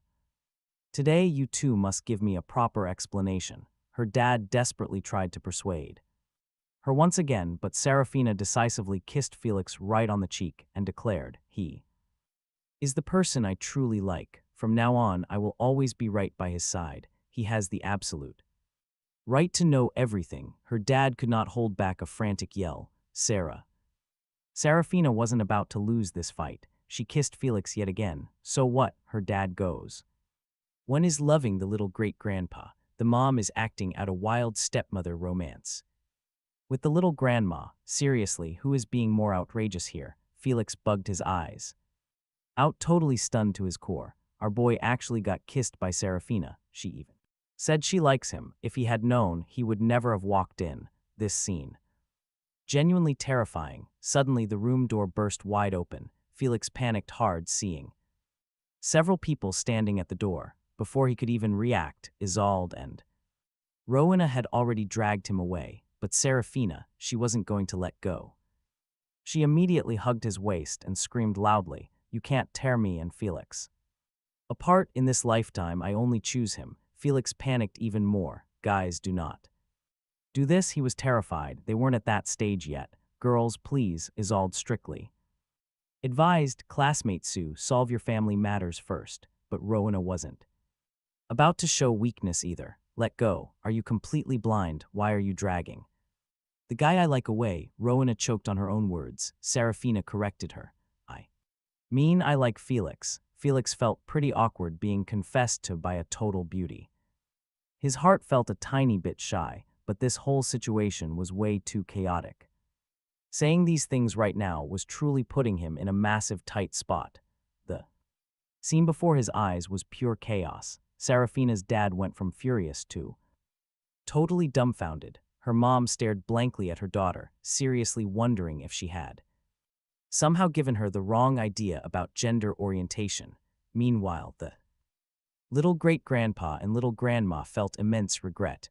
Honestly, they really shouldn't have appeared in this scene at all. Class 13 temporarily had no idea what to do. They just came to feast on Serafina's parent drama, but who would have thought it would loop back, involve everyone, and even drag poor Felix into it, a tangled mess of absolutely epic proportions. The class rep rubbed his nose, stepping forward to rescue Felix. If you want to make a scene, deal with it yourselves. Do not drag Felix into it. Our guy nodded furiously. Yes, exactly, deal with it yourselves. Just leave him out of it. But Serafina was totally resolute. What scene am I making? I just like Felix. Class rep, are you actually trying to fight me for him? The rep's eyes instantly darkened. He looked right at Serafina, the corners of his lips curling into a very cryptic smile. Her mom and dad hadn't even processed what was happening yet. Felix's head was spinning like a top. What kind of scene is this? It was terrifying. He just wanted to leave. If he had known, he wouldn't have come for the tea. He just came to watch a show and ended up throwing himself straight into the fire. Isolde stepped forward, firmly grabbed his hand and said coldly to the room, Felix, I have not seen your parents in a long time. They miss you a lot. I will take you to see them. Felix nodded nonstop. Yes, okay, let us go right now. But Serafina wouldn't yield. She gripped his hand tight. You cannot leave. My parents also want to meet Felix. She quickly turned to her parents for backup. Right, Mom, Dad, even though this entire situation was completely bizarre. For the sake of their daughter's face, the two stunned parents nodded repeatedly. Yes. Yes, yes, we would absolutely love to have a chat with Felix. They were dying of pure curiosity. Who exactly was this kid that utterly enchanted their precious daughter? Isolde refused to back down. Well, you have seen him now. We are leaving. She instantly dragged him toward the door. Rowena chased after them, grabbing him tight. Felix looked at her helplessly, screaming internally, Hey, hey, why did you jump? Into, he glanced at Isolde, who was holding his hand, and desperately thought, the school tyrant is jealous again, way too possessive, whatever. He figures he better stay far away. He tries with all his might to yank his hand back but fails. He shoots Isolde a desperate look. Your lover is acting up. Tell her to let go, but she refuses to budge. He glances over at Rowena for help, pleading with his eyes. She won't let go. If you two have issues, solve them at home. Don't drag him into this mess. Meanwhile, Class 13 is completely bewildered. You and I can totally see why. Absolute, pure chaos. But the drama is incredibly gripping. Rowena keeps staring at him, her cheeks blushing pink like she just made a massive resolution. To Felix, this looks like the school tyrant throwing a tantrum, ready to throw hands. He violently pulls his hand. Let him go. The tyrant is furious. What if she hits him? You two are in love. Can't you figure this out yourselves? Leave him out of it. Rowena's face goes completely pale, though she still looks shy. Finally, she calmly declares, Felix is my fiancé. He has to come with me. He is absolutely dumbfounded. The rep smiles, a cryptic, unreadable emotion flashing across his eyes. Class 13 is practically losing their minds with excitement. So spicy, this trip wasn't a waste at all. We're getting all the premium tea. Felix morphs into Superman violently, jerking his hands free from their grip. He slaps Rowena's forehead. Did your brain short circuit? You're talking total nonsense. Serafina, standing nearby, nods frantically, chiming right in. Rowena, don't tell us your brain is flooded with water. Aren't you deeply, passionately in love with Isolde?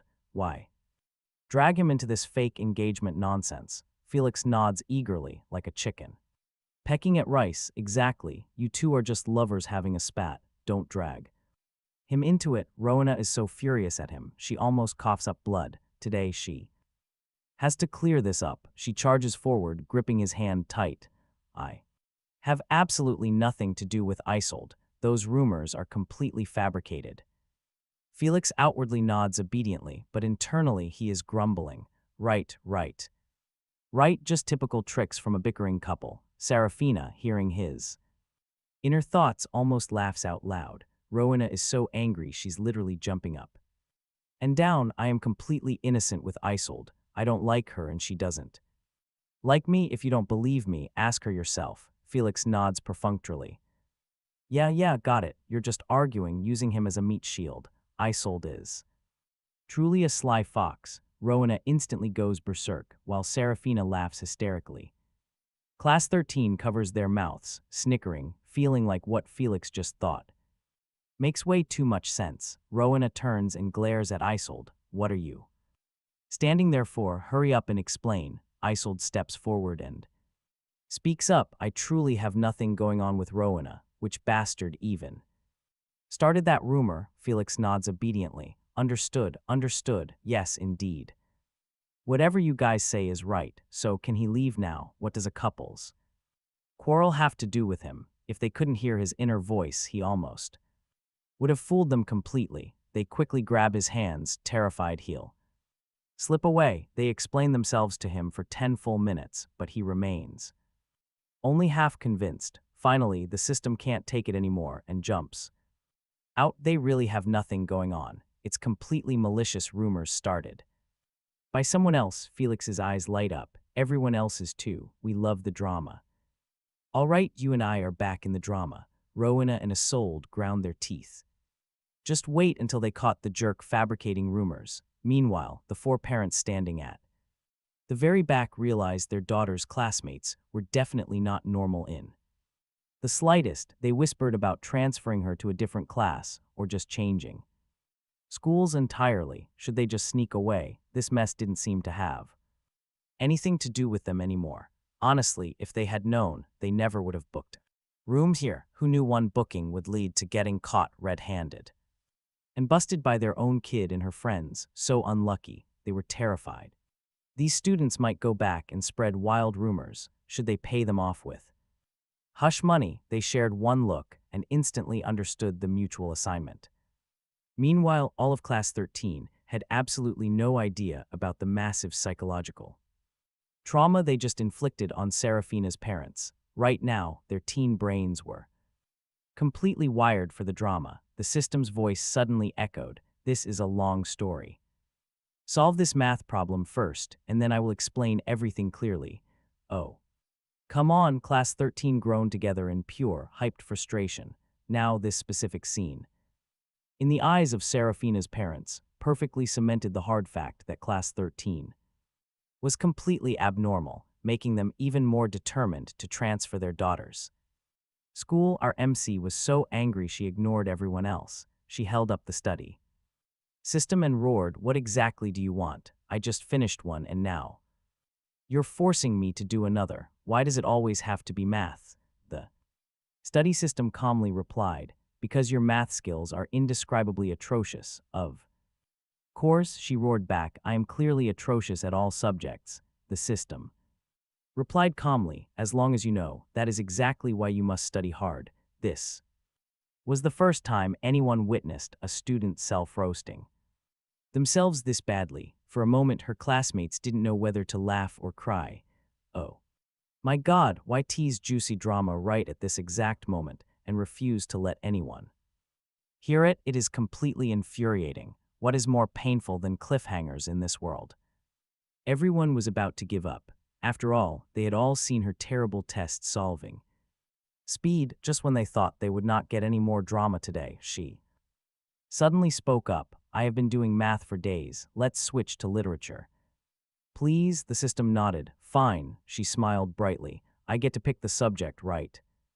The system agreed. Sure. She flashed a smug smile, suddenly shaking her head back and forth. She began reciting an ancient poem in a sing-song voice. Goose, goose, goose, bending its neck, singing to the sky. After reciting, she clapped her hands. All right, start the story. Everyone looked at each other in total bewildered shock. You can play the system like that? The system was absolutely furious. No way, she casually shrugged. You literally just said I could pick. Now you want to eat your words? A study system playing dirty. The system was completely terrified by her flawless logic. This time it clearly fell for the trap. Next time, it absolutely will not be fooled. So extremely reluctantly, it finally began to spill the tea. It was a dark, windy night when the school beauty and the school tyrant were fiercely fighting. They accidentally tripped and collapsed into a tangled heap. Someone caught them in the act, added some spicy embellishments, and quickly posted it on the school forum. Then, people started shipping them, even wrote crazy fanfiction, and it just spread further and further from the actual truth, spontaneously turning them into a all right, get this. He suddenly realized it was all just a massive, completely fake rumor. And everyone simply believes it. But wait, why was their backstory so incredibly short?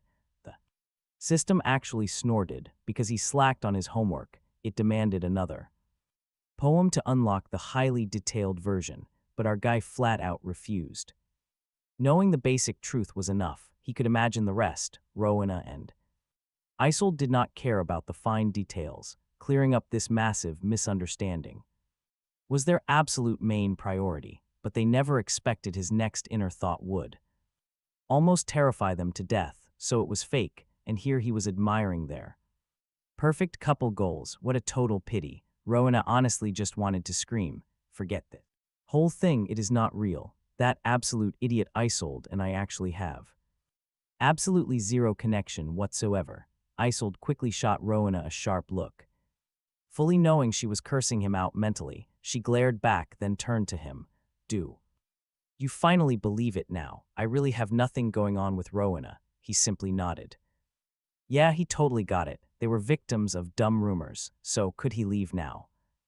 This whole place was way too freaky, and if it was just rumors, why were they explaining it all to him? What did it have to do with him? Rowena and Isolde, even though totally happy to clear things up, absolutely could not help but feel a strange sense of loss deep in their hearts. Serafina, standing nearby, laughed hysterically. The system simply observed our hero's perfect demeanor, nodding in deep satisfaction. This was the right way. Stop thinking about useless romance nonsense.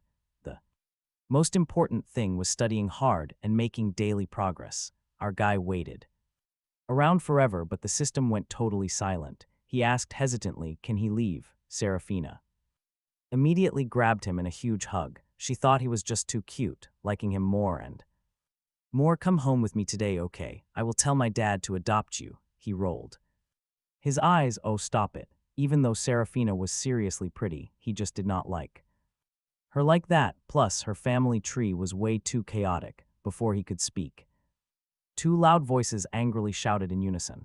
No way. Serafina, completely unfazed, kissed his cheek, totally asserting her dominance. On what grounds exactly? What are you guys to him? Seeing Serafina suddenly kiss him, both of them instantly pulled him right behind them. Shielding our boy, Rowena proudly declared herself his fiancée.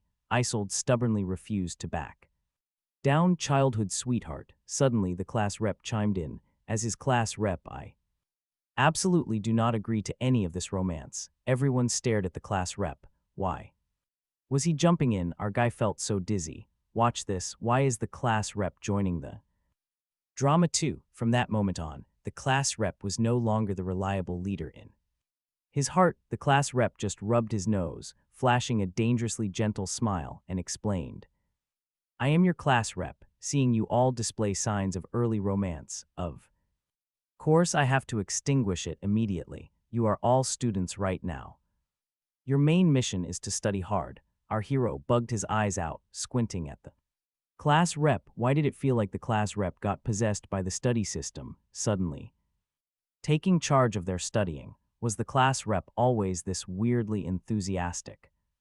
Everyone nodded in agreement. The class rep was absolutely acting abnormal today. The class rep acted like he completely could not hear his inner voice, nor did he care about everyone staring. His face absolutely did not flush. His heart didn't even skip a beat. He just strolled leisurely to his side, smiling. Let us go. Didn't you want to leave? Let us go right now. Our guy nodded furiously. Normal or not, it honestly did not matter, right? All right, you and I know this trope, but our guy just wants to escape. He is going to become completely abnormal too. The class rep just reaches down, preparing to pull him right up. But Rowena suddenly charges forward, completely blocking him. The class rep just freezes. Rowena states with zero hesitation, "This is my fiancé. I will take him home, thank you." Our boy instantly rolls his eyes. "Big sis, is your brain broken? You are totally hallucinating now." The second those words drop, Isolde aggressively pushes her way into the chaos, gently pulling him. With her free hand, she very thoughtfully pulls out a soft tissue and gently wipes his cheek. "This is my big bro. I am taking him home, and that is final." Big bro, he blinks. This campus beauty has completely lost her marbles too. Serafina stands nearby, watching Isolde wipe his face. She cannot help but pout, feeling seriously uncomfortable and jealous. She immediately decides to lure him back to her house just to piss everyone off. Meanwhile, Isolde turns her head, staring at him with those huge, shimmering, watery eyes. Her voice sounds as soft as a tiny kitten. "When we were little, you promised to protect me. Do not tell me you forgot everything." Seeing a stunning beauty act this cute towards him, he literally has zero defense against it. He just mumbles softly. Isolde instantly flashes a radiant smile. "Big bro, let me take you home." Just as he is about to nod and agree, Rowena jumps in to totally wreck the vibe. "No way, when we were little, you literally said you were going to marry me." His eyes almost pop out of their sockets. What? He seriously suspects Rowena's brain is permanently damaged. He frantically shakes her shoulders. "Are you awake?" Rowena just looks at him with a deeply hurt expression, gazing at him like some tragic, heartbroken lover. "Did you really forget everything? When we were little, you held my hand and personally swore that you would marry me." Our guy is so terrified, he actually starts stuttering. "You do not talk nonsense." Meanwhile, the surrounding crowd's eyes light up like searchlights, completely hyped to the absolute max. Watch this, guys, today's spicy drama feast is worth its weight in gold.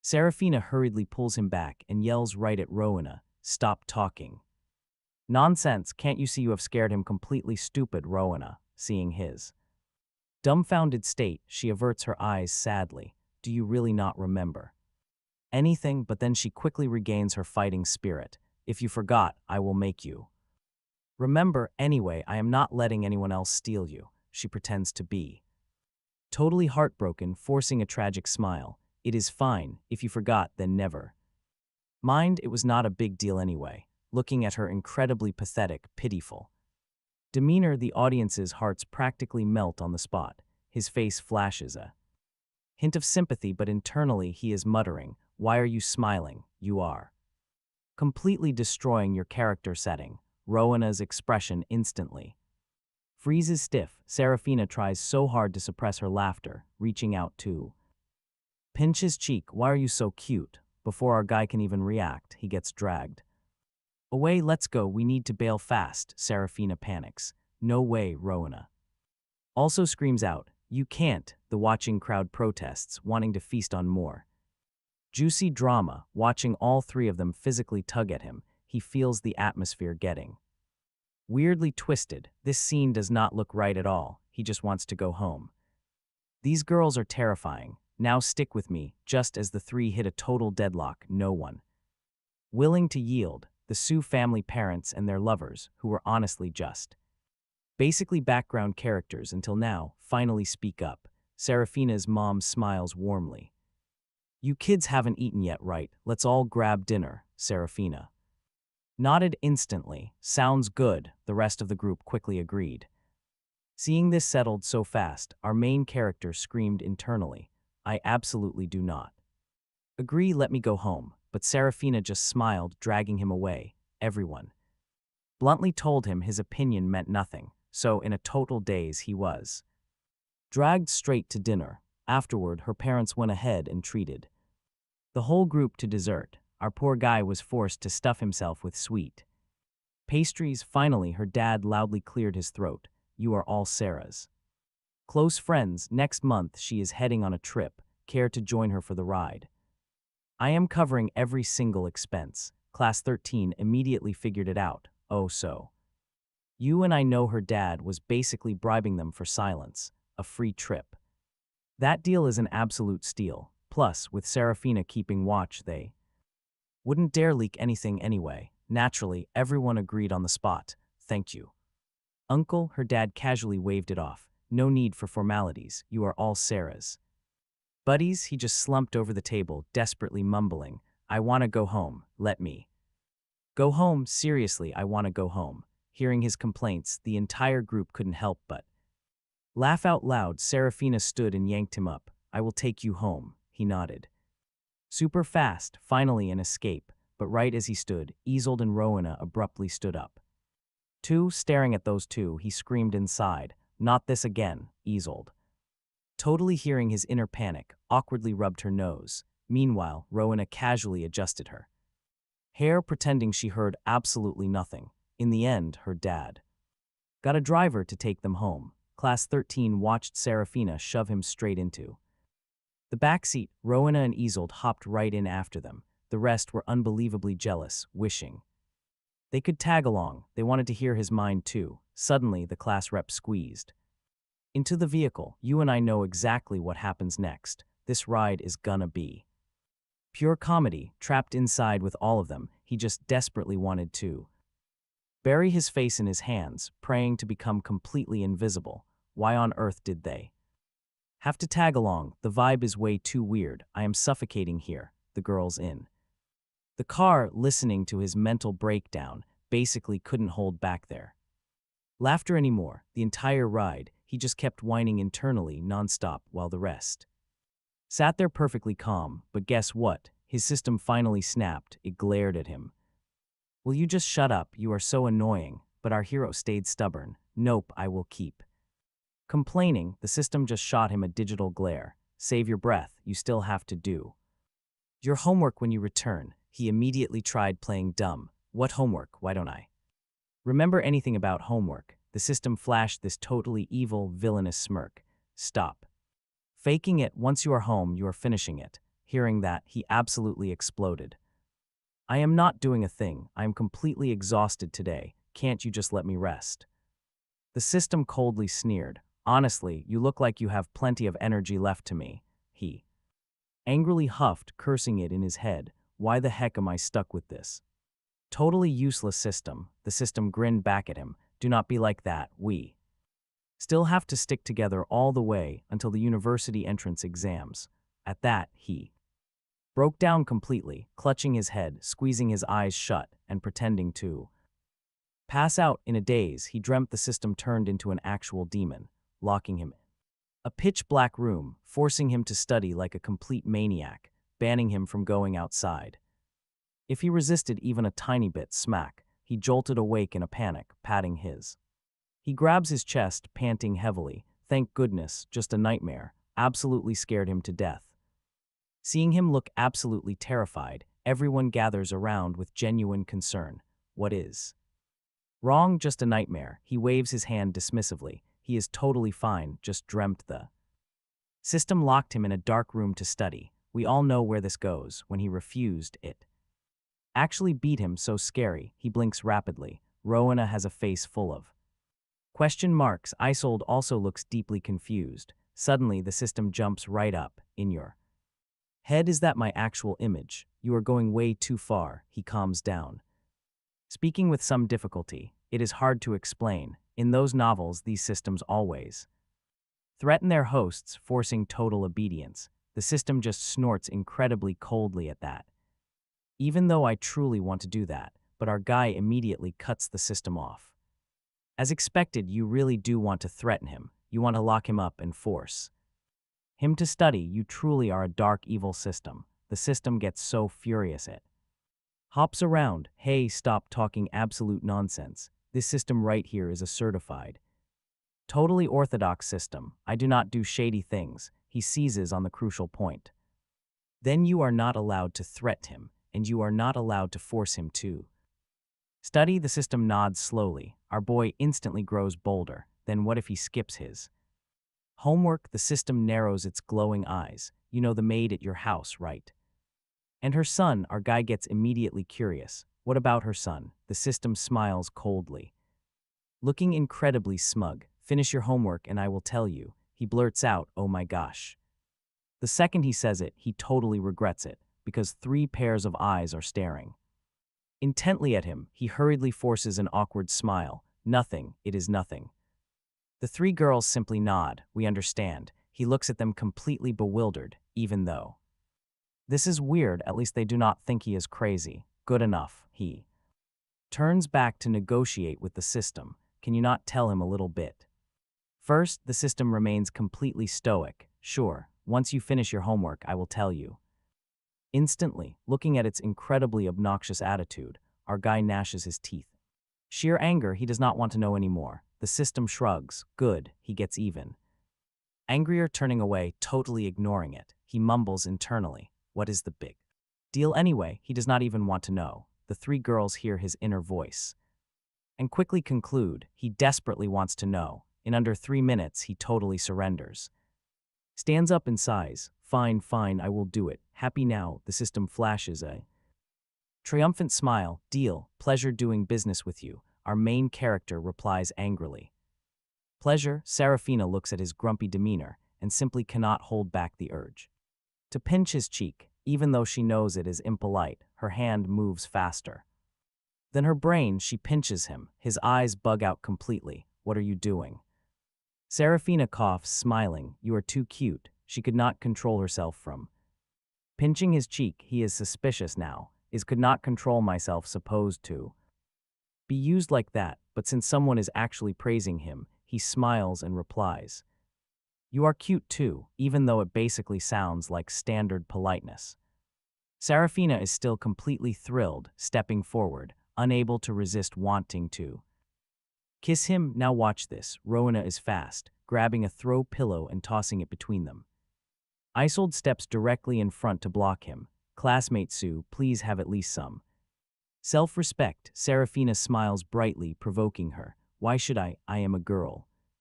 So what if I kiss him? Rowena glares at her. Your emotions are clearly unstable.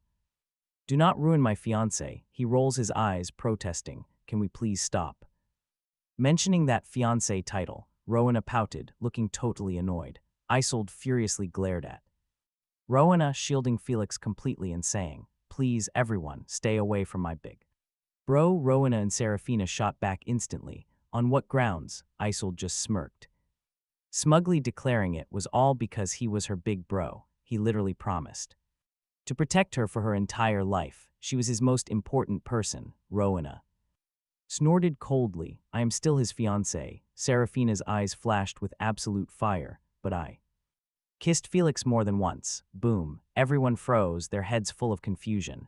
The driver up front was on a call, immediately sweating bullets for his poor boss. He wondered if the boss knew his little girl was tangled up in early romance, fighting off a whole pile of love rivals, no less. Would he just faint from rage?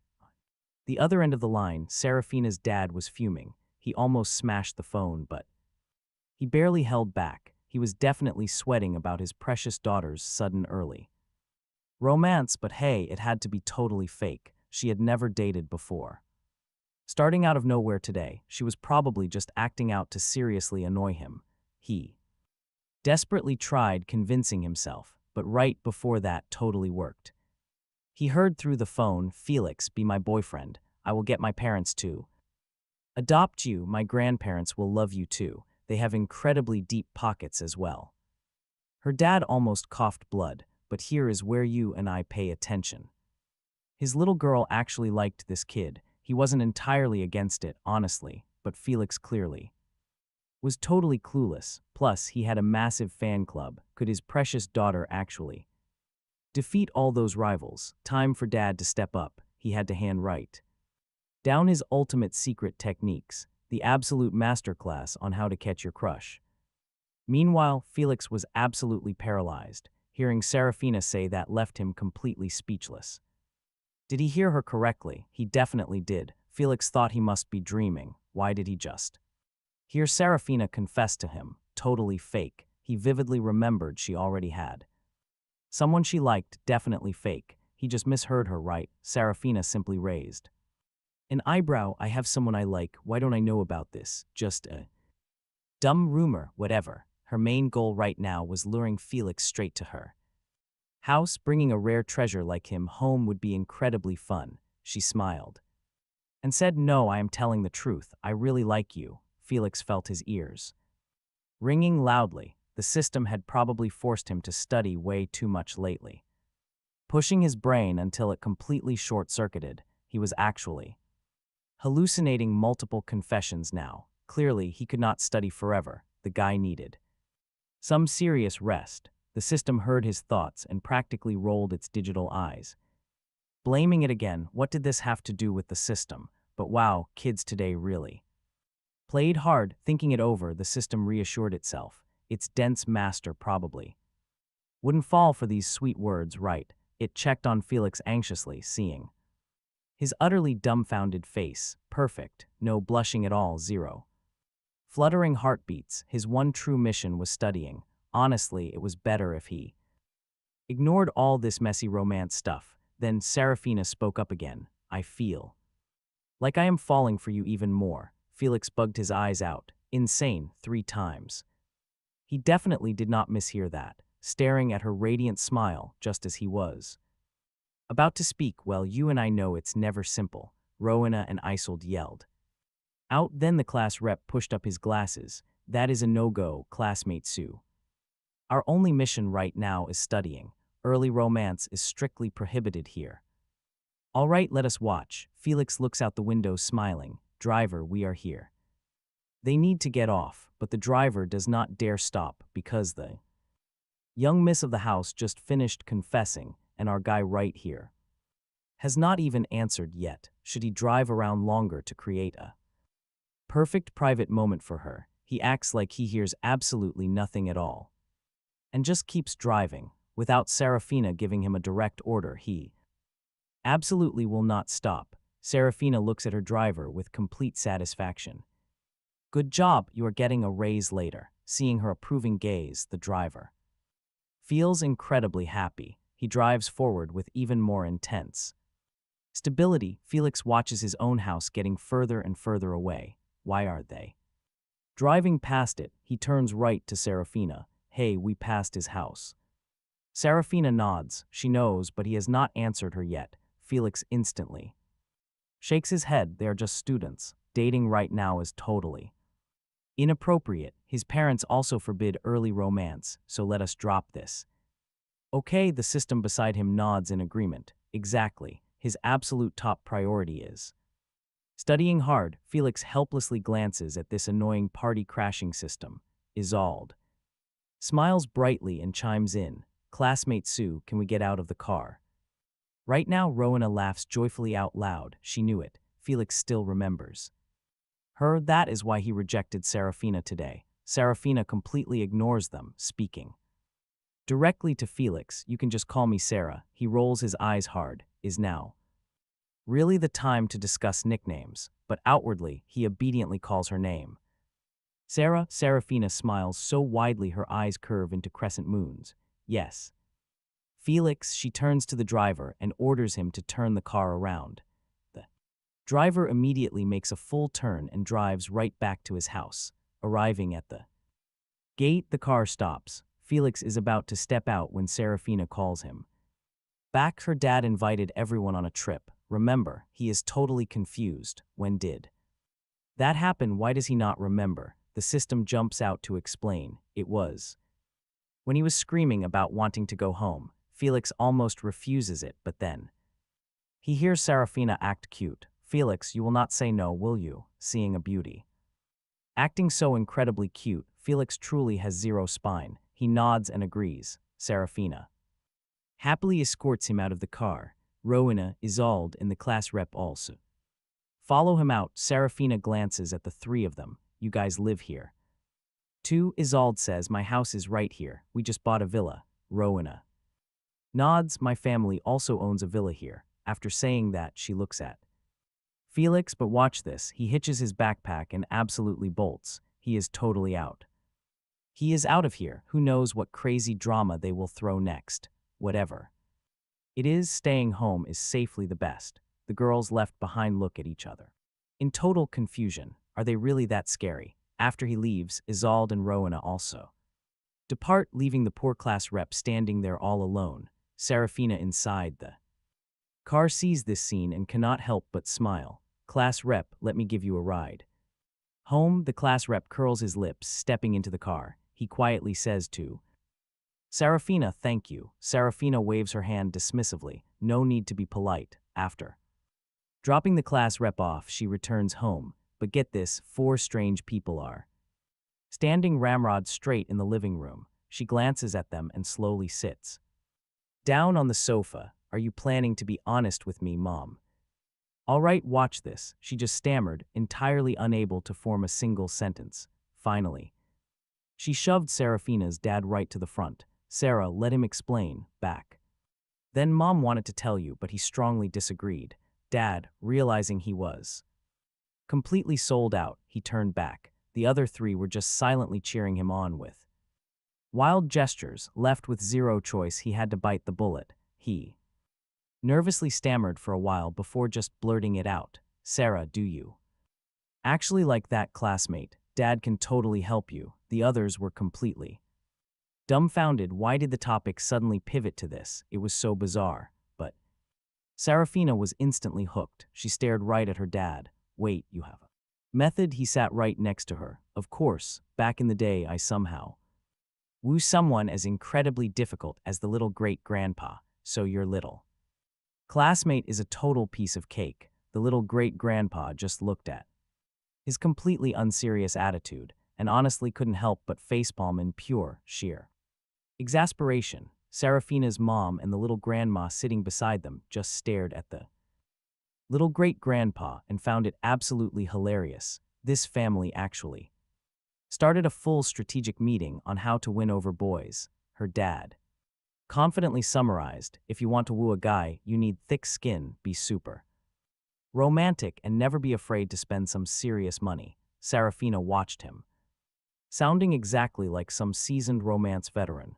Dad, did you date a whole lot of people back then? He barely opened his mouth when he suddenly felt an intense death glare locked right onto him. He turned, met his lover's sharp eyes, and immediately hit the emergency brakes. Heck no, in this entire long lifetime I have only ever pursued one single person, and it is him. He gazed at the little great-grandpa with eyes completely overflowing with love. Seeing this, Serafina seriously wanted to gag. She never knew her dad was this disgustingly cheesy. Watching the two of them exchange those super sticky, honey-dripping gazes, she decisively gave up on asking him. She turned right to her mom. Do you have any actual good suggestions? Her mom blushed deeply, instantly waving her hands in pure embarrassment. My method is not suitable for you. You kids are young. It's not appropriate at all. Serafina, burning with intense curiosity, leaned closer,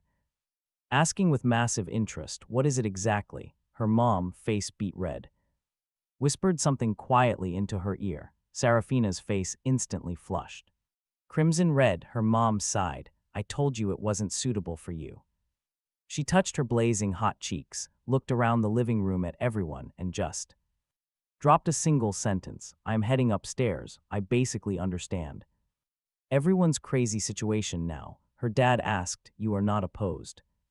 She fired back, why would I be? Even if I were, could you guys actually break up? Both parents hugged their respective lovers and frantically shook their heads. Then there you go. All right, I am going upstairs.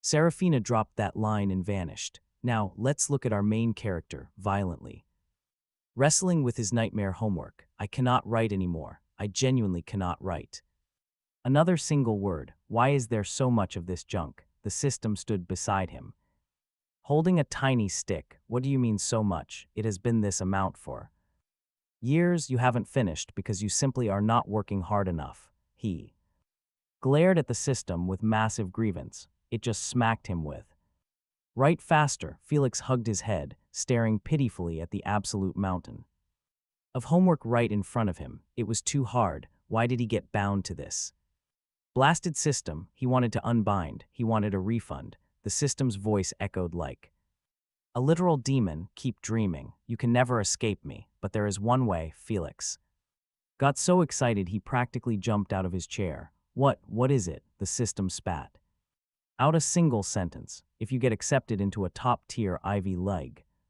university, then I will unbind from you. Felix instantly lowered his head and started scribbling like a total maniac. Yeah, he decided to just stick to his homework. The system, seeing him finally quiet down, could not stop the corners of its digital mouth from curling up. Outside, Martha the maid stood holding her phone close to the door. Her eyes welled up with tears, her voice lowered, but vibrating with pure excitement. "Madam, did you see that? The young master is doing his homework. The young master is actually doing his homework. Our young master has truly grown up." On the screen, a stunningly beautiful woman watching her son bury his head in brutal studying instantly burst right into tears. She grabbed the man right next to her, voice choking with emotion. "Honey, Felix has really started studying." The man wiped the corner of his eyes. "Oh, wife. Our boy finally has a promising future. He is finally willing to study properly." The woman pushed her husband aside and wildly waved at Martha. "Martha, hurry and prepare some delicious food to quickly replenish his energy. He is working so bitterly hard today." "Yes, madam, I will do it right away." After speaking, Martha hung up the phone and tiptoed away to gently shut the door. The system glanced toward the door, completely speechless. "Now you and I finally understand why this kid is so lazy, with parents who spoil him to the absolute heavens, terrified he will get tired after studying for just 1 minute. If the system were him, it would be lazy too." It turned to look at Felix, currently wrestling desperately with a math problem. Hearing his internal screaming and wailing, the system only felt its digital brain buzzing. It quickly covered its ears. It genuinely did not want to hear his screaming anymore. "Oh my God, why is this so hard? Who on earth invented mathematics?" Felix wanted to lock that person up and force them to do math every single day. He did not want to do this anymore. He wanted sleep. Why was his life so miserable? The system finally exploded. "All right, just shut your mouth." Felix looked at the system pitifully. He was already tragic and it was still scolding him. The system, seeing his totally tearful eyes, finally swallowed its harsh scolding right back down. Suddenly his phone rang, an unknown number. Felix picked it up, totally confused. "Who is this?" The other end of the line stayed silent for 2 seconds, then a gentle, pleasant voice came through. "It is me." His brain had been tortured by math into a tangled mess. He completely failed to even recognize who it was. The line went silent for another few seconds. "Look at the caller ID." Felix stared at the unknown number, blanking out for 2 whole seconds. The other side instantly reacted. "You did not save my number." Felix finally calmed down, now hearing it clearly. "Eold." The other end shifted to a joyful tone. "It is me," he asked in total confusion. "Why did you call me?" "Just to ask if you saved my number." Felix chuckled. "You are not even here, you know." At that exact moment, 2 tapping sounds came from the balcony glass door. Felix walked over, and "You and I are shocked to see Eold." Felix stands on his balcony. Isold's voice rings from the phone. "I'm here." He opens the door and there's Isold. "You and I would both be stunned." He stares. "How did you get in here?" Isold simply points to the villa next door. "We are neighbors." Felix swallows hard. "You climbed over." Isold just glances at his glowing phone screen. Then, with a hint of grievance, she pouts. "You didn't save my number." Felix glares right back. "Is now really the time to talk about that? The important thing is you climbed over, weren't you?" Afraid of falling, hearing his concern, Isold smiles brightly. "I'm fine." Felix gives her an absolutely deadpan look. "Why are you here?" Isold points at the phone. "You save my number first, then I'll tell you." He rolls his eyes, tapping a few times on his phone and shoves the screen right in her face. "Saved it." Isold sees her name on his screen, her lips curving into a smug smile. "I came to tutor you." Felix is about to refuse, but hearing tutor, he immediately rejoices and invites Isold inside. Come in, right now. Our guy just desperately wants his mountain of homework finished as fast as possible." He ushers Isold inside, lets her take his gaming chair, then pulls up another seat to sit beside her. Felix smiles warmly and says, "Teacher Isold, you may begin." Now Isold is already feeling totally shy, sitting in his personal chair. but hearing him call her teacher Isolde, way more embarrassing. Her whole face flushes bright red. And she replies super softly. Honestly, her voice is incredibly pleasing to hear. Felix sits there just quietly listening to Isolde explain the complex math problem. After finishing, she asks, "Do you understand?" He blinks totally blankly. "What?" Isolde, looking at his clueless expression, knows instantly he didn't grasp a single word, yet her voice remains gentle. "Then I will explain it one more time." Seeing Isolde act this incredibly patient, Felix mutters internally, "Isolde is way too gentle, so much better than his annoying system." He didn't understand anything, but zero scolding from her. If it were the system, it would definitely threaten him with its tiny stick, nagging him nonstop all day long. Meanwhile, the system sneers in utter disdain. "Just wait, give it 10 more minutes. No, 1 more minute. Isolde will absolutely lose her temper. Honestly, my master is incredibly hard to teach." It waits and waits, just watching Isolde explain this same problem multiple times, and finally gets through to Felix's brain. Yet she isn't angry in the slightest. She stays completely calm and gentle. The system suddenly feels that Isolde is way more suited to be a system than it is. At least her emotional stability is vastly superior to a literal machine. Finally, Felix manages to finish exactly half of it. Isolde, seeing that he is getting a bit exhausted, suggests taking a short break. Felix smiles and nods happily. Teacher Isolde is simply the best. Not only is she gentle, she lets me rest. Way better than the system. The system floating nearby just rolls its digital eyes. Still, at least its stubborn master is willing to study, so it lets his passive-aggressive double standards completely slide. But wait, a sudden knock at the door. "Felix, Auntie Martha made some bird's nest soup for you." Hearing Martha's voice, Felix frantically looks at Isolde in pure panic and immediately yanks her up. "Quick, hide." Isolde is totally confused. Why? Felix is completely freaking out. If a girl suddenly appears in his room from nowhere, Martha will definitely tattle to his parents, and if his parents find out, it will be a massive headache. He drags Isolde around, frantically searching the whole room, finally yanking her right to the side of the bed. He points underneath. "Hide." In here, Isolde glances at his pink fluffy rug, her lips suddenly twitching upwards. "Am I?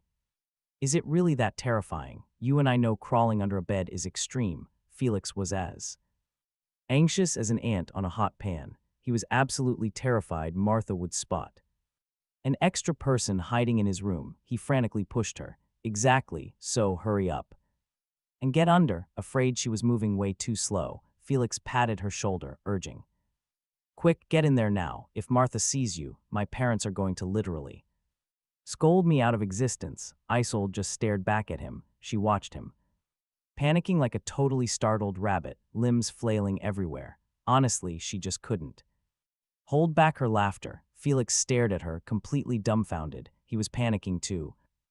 Death here, and she actually found it funny. If she wasn't helping him with his homework, he probably would have lost it. Isolde finally reined in her smile, and she was about to say something, but then Martha's voice suddenly echoed from the hallway.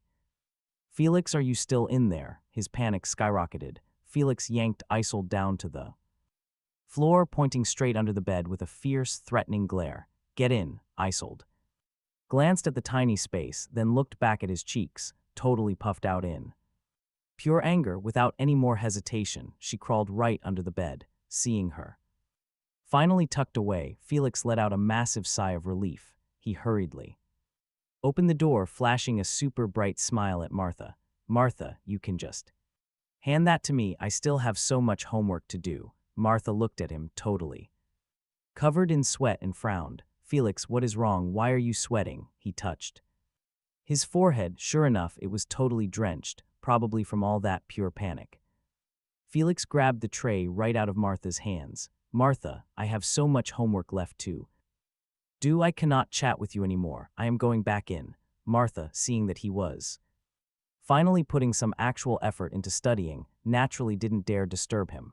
She just nodded. "Okay, Felix, but don't study too late. It isn't good for your Healths, he nodded repeatedly, quickly closing the door. Only then did Felix let out a heavy sigh of relief and completely collapsed onto the floor. Martha stared at the closed door, tears of profound emotion welling up in her eyes.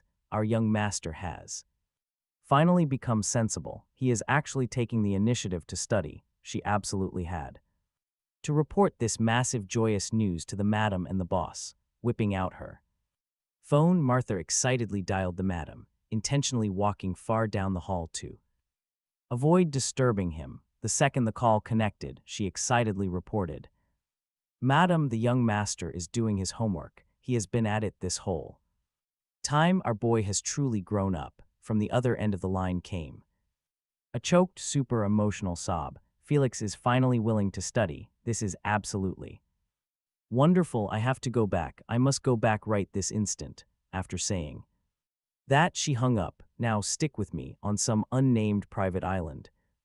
Handsome middle-aged man watched his wife frantically packing her luggage. He just couldn't help but ask, "Honey, are you planning to head back right now?" The beautiful woman strapping on a backpack nodded resolutely. "Of course, studying is so hard. I must go back to protect our son's health." The husband instantly recalled his wife's culinary masterpieces that had literally blown up their kitchen before. In order to make sure their son actually survived to study, he hastily interjected, "Honey, our boy finally decided to study. If you go back and micromanage him, what if he gets super annoyed and runs away? What happens then?" Hearing that logic, the woman who was about to call for a jet instantly froze. "Is that really true?" The dad stands up, pulls his wife down, and gently analyzes the situation. "Don't you know our son's personality? If you go back and pressure him, he might just abandon his studies completely. Then what?" Hearing this, his mom instantly calms down. "You know what? You're completely right. Let's stick to our original plan." The dad smiles and nods. "Happy wife, happy life. But I'm still worried leaving him home alone." "It's fine. Martha is there." Under her husband's gentle coaxing, she finally relaxes. Meanwhile, our MC is slumped on the floor, forgetting what you and I already know. Isolde is still hiding under his bed. She's been laying down there forever, waiting, but Martha never actually enters the room. She only hears the sound of the door clicking shut. The bedroom sinks into a bizarre, totally eerie silence. Unable to hold back anymore, Isolde carefully pokes her head out. Looks like Martha left. At that exact moment, she crawls out from under the bed, staring right at our guy, a pathetic mess sitting on the floor. Seeing his panicked state, the corners of her mouth slowly curl up into a smirk. "That scary, huh?" He nods vigorously. "Very scary, absolutely terrifying." An extra girl suddenly appearing in his room. If Martha found out, she'd definitely snitch to his parents. They would instantly fly back and interrogate him nonstop with totally endless questions. That is the true definition of horror. Isolde, hearing his chaotic inner monologue, raises a single eyebrow. "You're seriously that afraid of your parents?" She reaches out and gently pats his head. There, don't be so scared." He shoots her a weird look, instantly retorting, "I am not scared." And another thing, he swats her hand completely away, emphasizing, "Do not pat my head." Isolde's smile only deepens. Okay, I won't pat it next time." He stands up from the floor, conveniently handing her a bowl of premium bird's nest soup. "Teacher, thank you for tutoring me today. This is for you." Isolde takes the bowl, eyes sparkling. "Just this, nothing else. Is there more?" He sighs. "This is my entire late-night snack. You know I'm literally giving you all my food. What more do you possibly want?" He glares at the premium bird's nest in her hands, reaching out to snatch it right back, but she smoothly dodges him. She smiles so brightly. "I like this very much, thank you." Our MC just looks at her completely helplessly. One second she complains, the next she wants it. Truly bizarre. Isolde pretends not to hear a thing, holding the tray in one hand and pulling him over to the study desk with the other. He sits down. She urges, "Drink it quickly. Once you're fully done, I'll teach you the rest." After we finish, I get to hear the juicy drama about Martha's son, right? Isolde looks at His super eager, expectant eyes, he takes a quick sip and praises it. It's so good, he smiles. Smugly, of course, Martha's cooking skills are absolutely top tier after he finishes.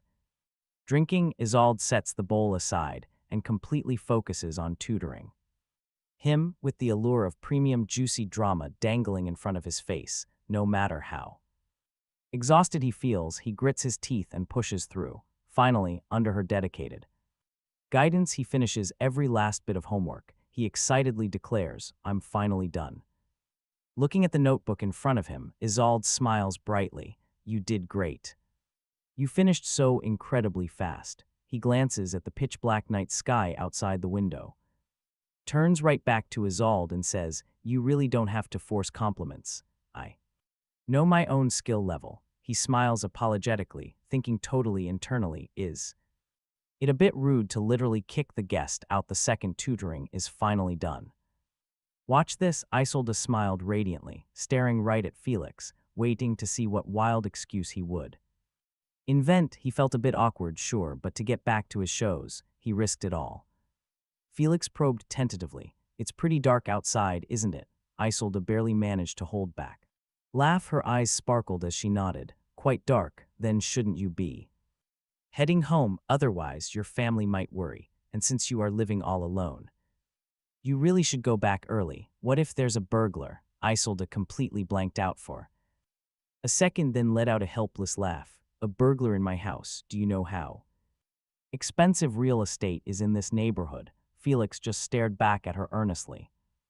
"But what if it is a master thief?" He prayed she would buy this absurdly stupid excuse. Isolde just burst out laughing. "Then I definitely cannot go back, master. Thieves are highly dangerous. What if I get hurt?" She actually used his own exact words.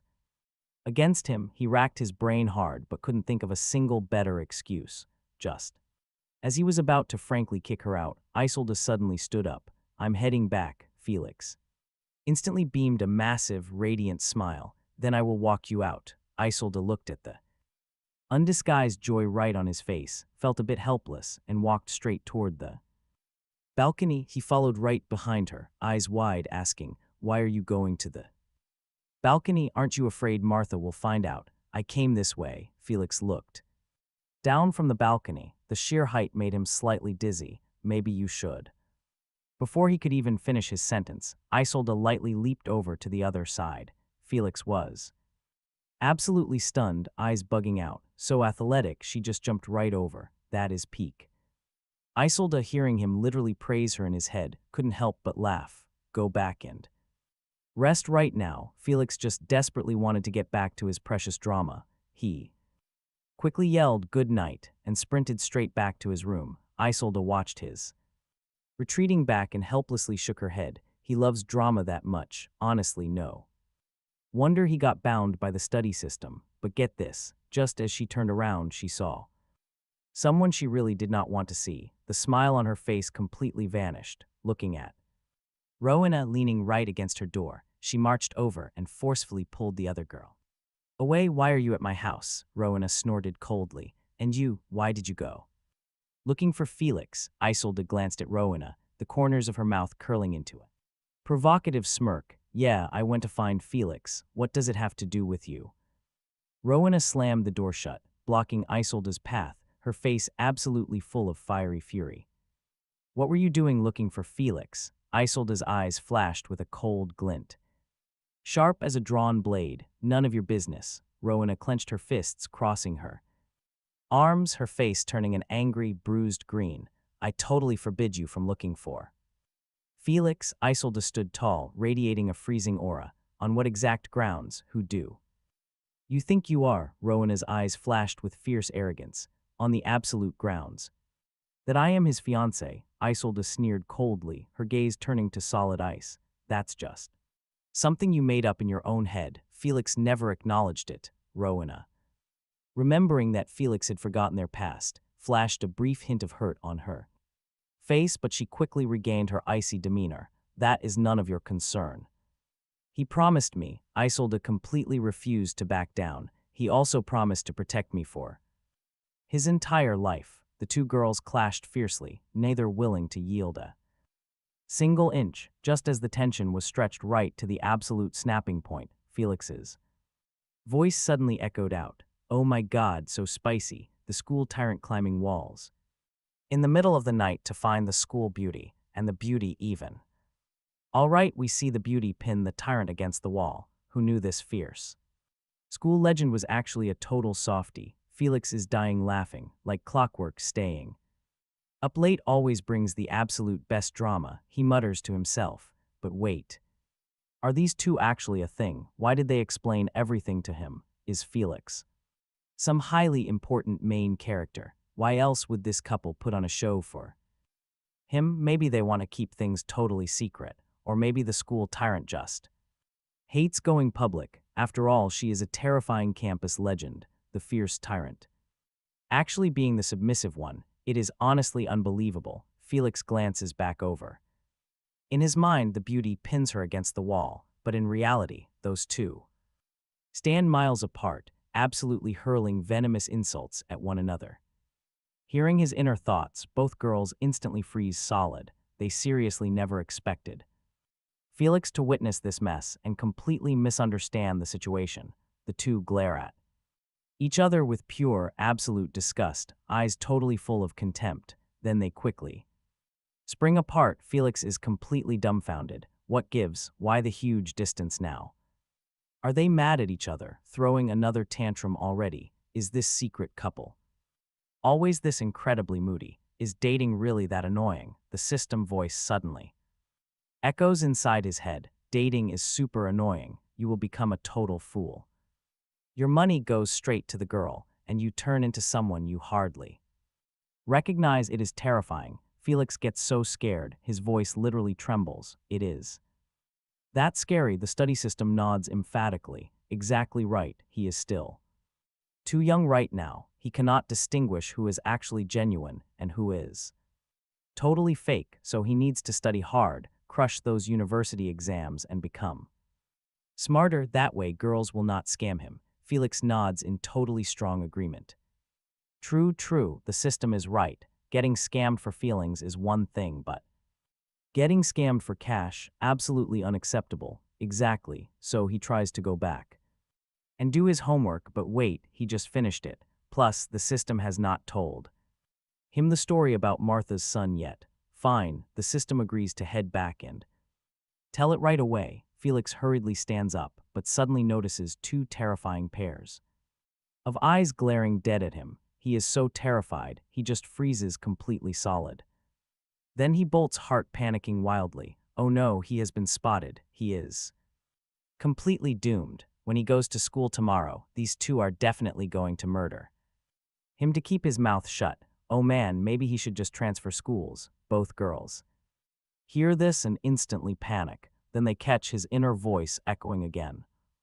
Transfer schools? No way. If he transfers, his parents will demand a reason. He cannot exactly say he witnessed the forbidden secret affair between the school beauty and the campus tyrant. Forget it. Right, just pretend this never happened. He will just pretend he saw nothing. Yes, exactly. Our boy is truly a genius. Hearing that he will not transfer, both girls let out a massive sigh of relief. They look at each other in disgust and say in perfect unison, this is entirely your fault. If Felix transfers, you are dead meat. Both let out cold snorts, turn sharply around, and storm away, entering their respective rooms and violently slamming their doors shut. The system asks him in total confusion, are they really that scary? Felix nods vigorously. Today, I witnessed with my own eyes Aeld pinning Rowena right against the wall. If the campus tyrant comes tomorrow just to bully me, what do I do? Should I tell my parents? So annoying. Maybe I will just fake being sick. Let's watch. He plans to skip school tomorrow, waiting for that tyrant to cool off. But his system immediately rejects the idea. No way, how can such good student fake sick to skip? Our main character mutters back that he isn't exactly a model student. The system just pats his shoulder with absolute confidence. Don't worry.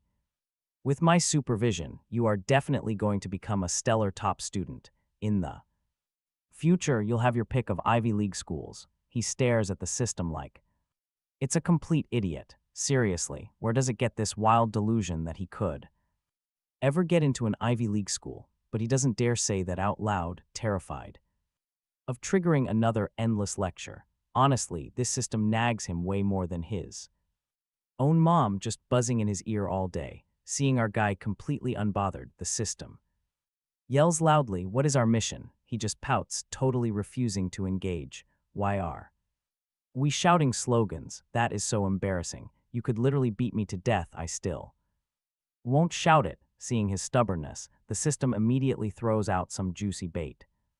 Hurry up and finish this, then we can feast on some drama about Martha's son.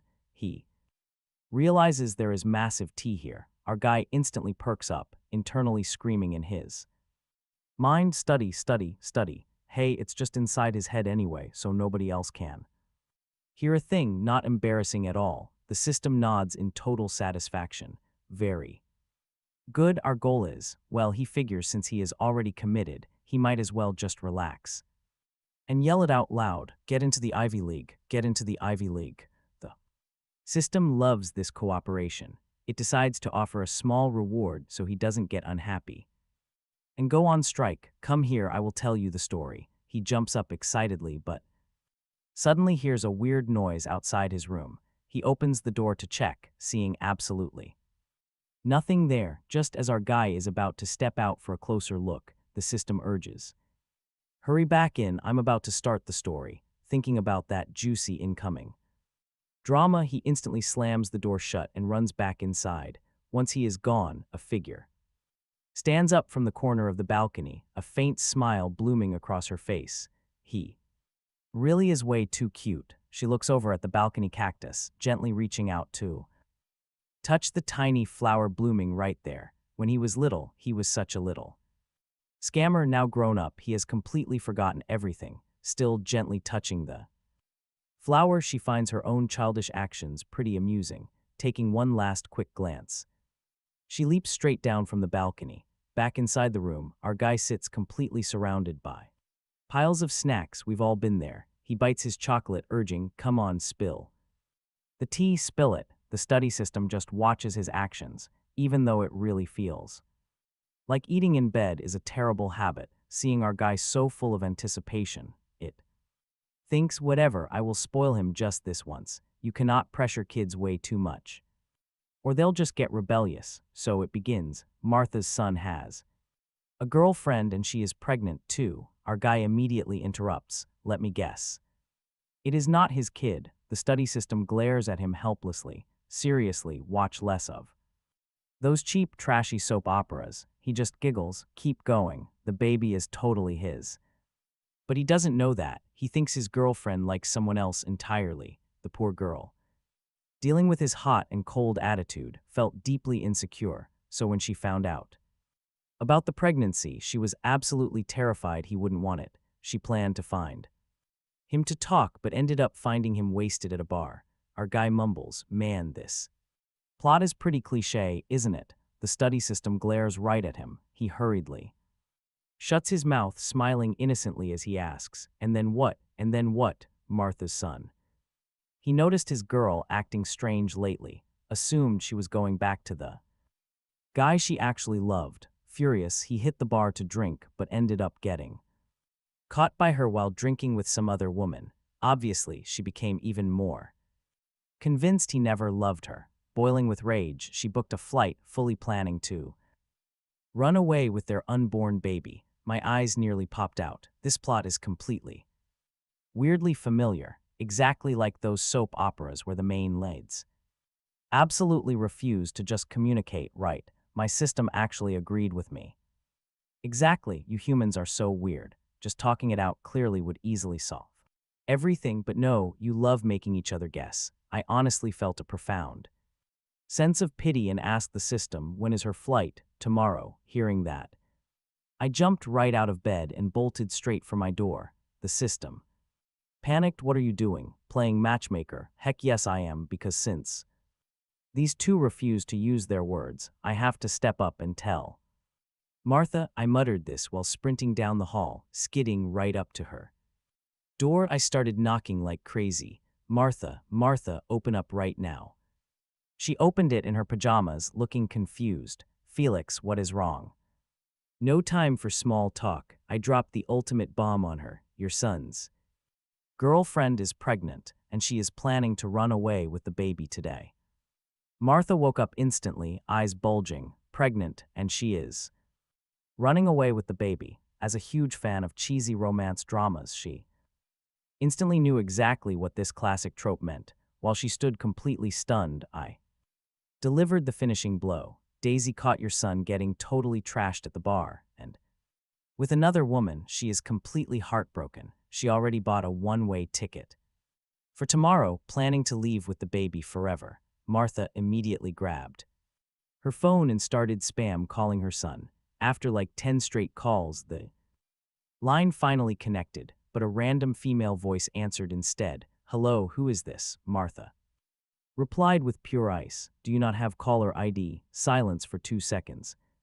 Then the voice turned super enthusiastic. Oh, Auntie Martha. She did not let the girl finish her sentence. Tell Toby to get on the phone now. Moments later, a heavily drunken Toby slurred into the mic. Martha roared back. Listen here, you absolute idiot. Your girlfriend is pregnant, and you dare go out drinking with other girls at a bar. You made her so mad she ran away. Toby froze in shock for 2 solid seconds. His voice trembled. Mom, are you serious right now? Is Daisy actually pregnant? Martha scoffed at him. She is not my girlfriend. How would I possibly know? Go find out yourself. She is at the airport right now. After that, she hung up immediately. The rage on her face vanished, and she looked at me with warm maternal affection. Thank you so much, Felix. I quickly waved my hands. It was honestly nothing. I just happened to find out. But seriously, Felix, thank you.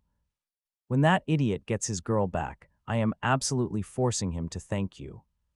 In person, I just shook my head and waved my hands. No, really, no need. Martha was dead set on it though. After awkwardly declining for a bit, I just used the excuse of having class tomorrow to finally slip away. Martha just stared at my back, wiping her happy tears. The young master is finally growing up, she mumbled. He even cares about waking up early for school tomorrow. Honestly, the young master is getting really dedicated to his studies. But the very next morning, I slumped onto my he slumps at his desk, faking sleep, but internally, our boy's anxiety is skyrocketing. Yesterday was pure nightmare fuel. He starts sweating. Does Rowena still remember it? Is she about to strangle him? He checks her face, totally blank.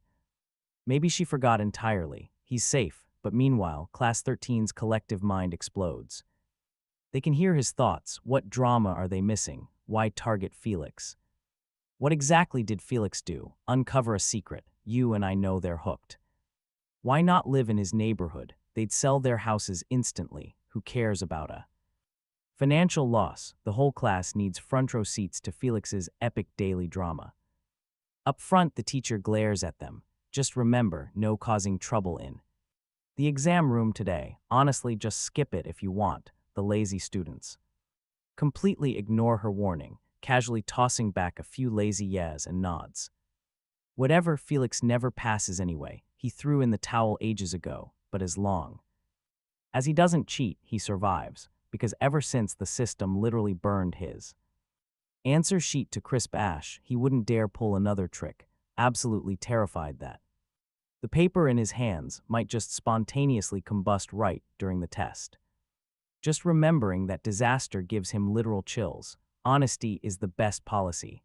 The homeroom teacher stares at these hopelessly unmotivated students, gives a massive, completely defeated sigh, grabs her lesson plans, and walks out. Class 13 suddenly notices Felix's inner voice went dead silent. They're about to leave too when the system loudly booms in his head, ordering its host to instantly jump up 100 ranks in this month's exam. Those words practically scare him so much his heart stops. Who cares about his classmates' reactions right now? His eyes bug out, brain completely short-circuiting. Go up 100 places, seriously. A dead last failing student jumping 100 ranks. Is the system demanding his actual life right now? The system tempts him with epic rewards, doesn't he? Want the ultimate prize, our guy stubbornly refuses. Then the system scans the classroom, locking onto one specific guy with a super creepy, cryptic smile. Did you know that in this very class, there's a student whose sister was kidnapped? The entire class freezes. Felix's eyes go wide, his brain clicking into sudden realization. He actually knows exactly who. It's Tristan's missing younger sister. He remembers his parents whispering about it. Back then, Tristan was only 8 years old. He took his 5-year-old sister out to play. One tiny mistake, and the little girl completely vanished. That tragedy was a massive, heartbreaking blow to the Sue family. Tristan has drowned in guilt ever since that dark day. You know about this? Felix asks. Of course, the system replies, proudly puffing out its glowing digital chest. There is absolutely nothing this system doesn't know. I know exactly where she is right now, and I know who took her. Tristan whips around, bloodshot eyes locking onto Felix, absolutely terrified of missing a single clue about his sister. The rest of the classmates stare at Felix, holding their breath, praying the system spills the truth, especially Lo, who is Tristan's childhood sweetheart. Growing up together, she absolutely adored that sweet, well-behaved little girl. Ever since the terrible kidnapping, Uncle Sue and Auntie Vance watched their cheerful boy become totally silent and depressed. Lo had even caught Tristan on multiple occasions hiding away in his room, weeping completely alone. He even resorted to slashing his own arms in pure agony. You and I are about to see the truth. She remembered stopping him. Tristan was totally covered in blood, his eyes glowing red like a demon. He just kept screaming, "Why wasn't it me? Why, this is completely my fault." But now, news about his sister finally dropped. Chloe's eyes practically sparkled with real hope. Tristan could finally stop torturing himself. She immediately looked at Felix, desperately praying his system would just spit out the truth. Felix yelled out anxiously, "Hurry up and tell us," but the system demanded, "If you climb 100 spots in the upcoming monthly exam, I'll reveal everything." Hearing this, Tristan clenched his fists so hard his nails dug deep right into his flesh. Totally ignoring the pain, one classmate couldn't hold back a frustrated curse anymore. "I want to completely lose it on this thing, but I'm holding back." Others started negotiating. "Gently, can you tell us first? Seriously, I swear I'll study like an absolute maniac." But the system just shook its head, flat out refusing. Felix couldn't hold it in. "Either do you have zero humanity? That little girl's life is on the line right now. How am I supposed to sit down and study?" The reply, "I am not human. I am a system." That ice-cold answer made Felix want to uninstall the thing entirely. Seeing our main character totally ready to snap, the system quickly added, "She is actually safe. Jump those 100 ranks and I will hand over her exact location." Felix stared straight at the system interface. "Can you actually guarantee she's safe?" The study system nodded.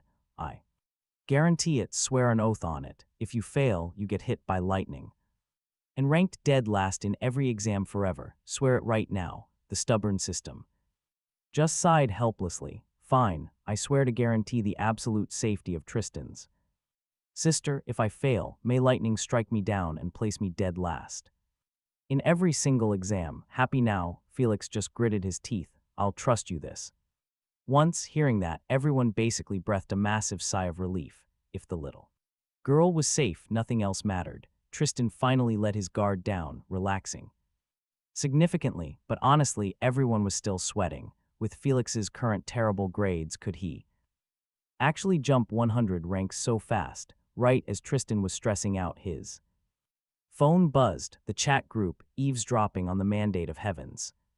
Inner voice absolutely exploded. Can Felix do it? He definitely can, even if he can't. Don't we have Zold and the class rep? If those two geniuses tutor him, it will totally work. Lo's optimistic text dropped like a rock into a pond. It barely made a ripple. You and I both know exactly how impossible Felix was to teach. Still, nobody had the heart to ruin her mood, so they all just chimed in. The chat, Penelope suddenly dropped a text. "If studying fails, we can just use technology to help him." "Wait, you mean cheating?" don't make it sound ugly. We're helping classmate, keep dreaming. Remember last time, I handed Felix a cheat sheet and it was instantly burned to ash by the system. You think tech can hide from the all-seeing eyes of that crazy system? Those brutally honest words plunged the chat into dead silence. Then some absolute genius suddenly chimed in. How about we just pool our money and bribe a bunch of other students to just skip the exam? Boom. Felix instantly climbs 100 ranks. Honestly, this plan is pure brilliance. I completely agree. Are your brains seriously broken? Felix literally has a system. You think it won't? Notice that this won't work. That won't work either. Then what are we supposed to do? The only option left is to relentlessly tutor him right now. We teach him to grab every single point on the basic questions. If he pulls that off, jumping 100 ranks shouldn't be an issue. This plan totally works.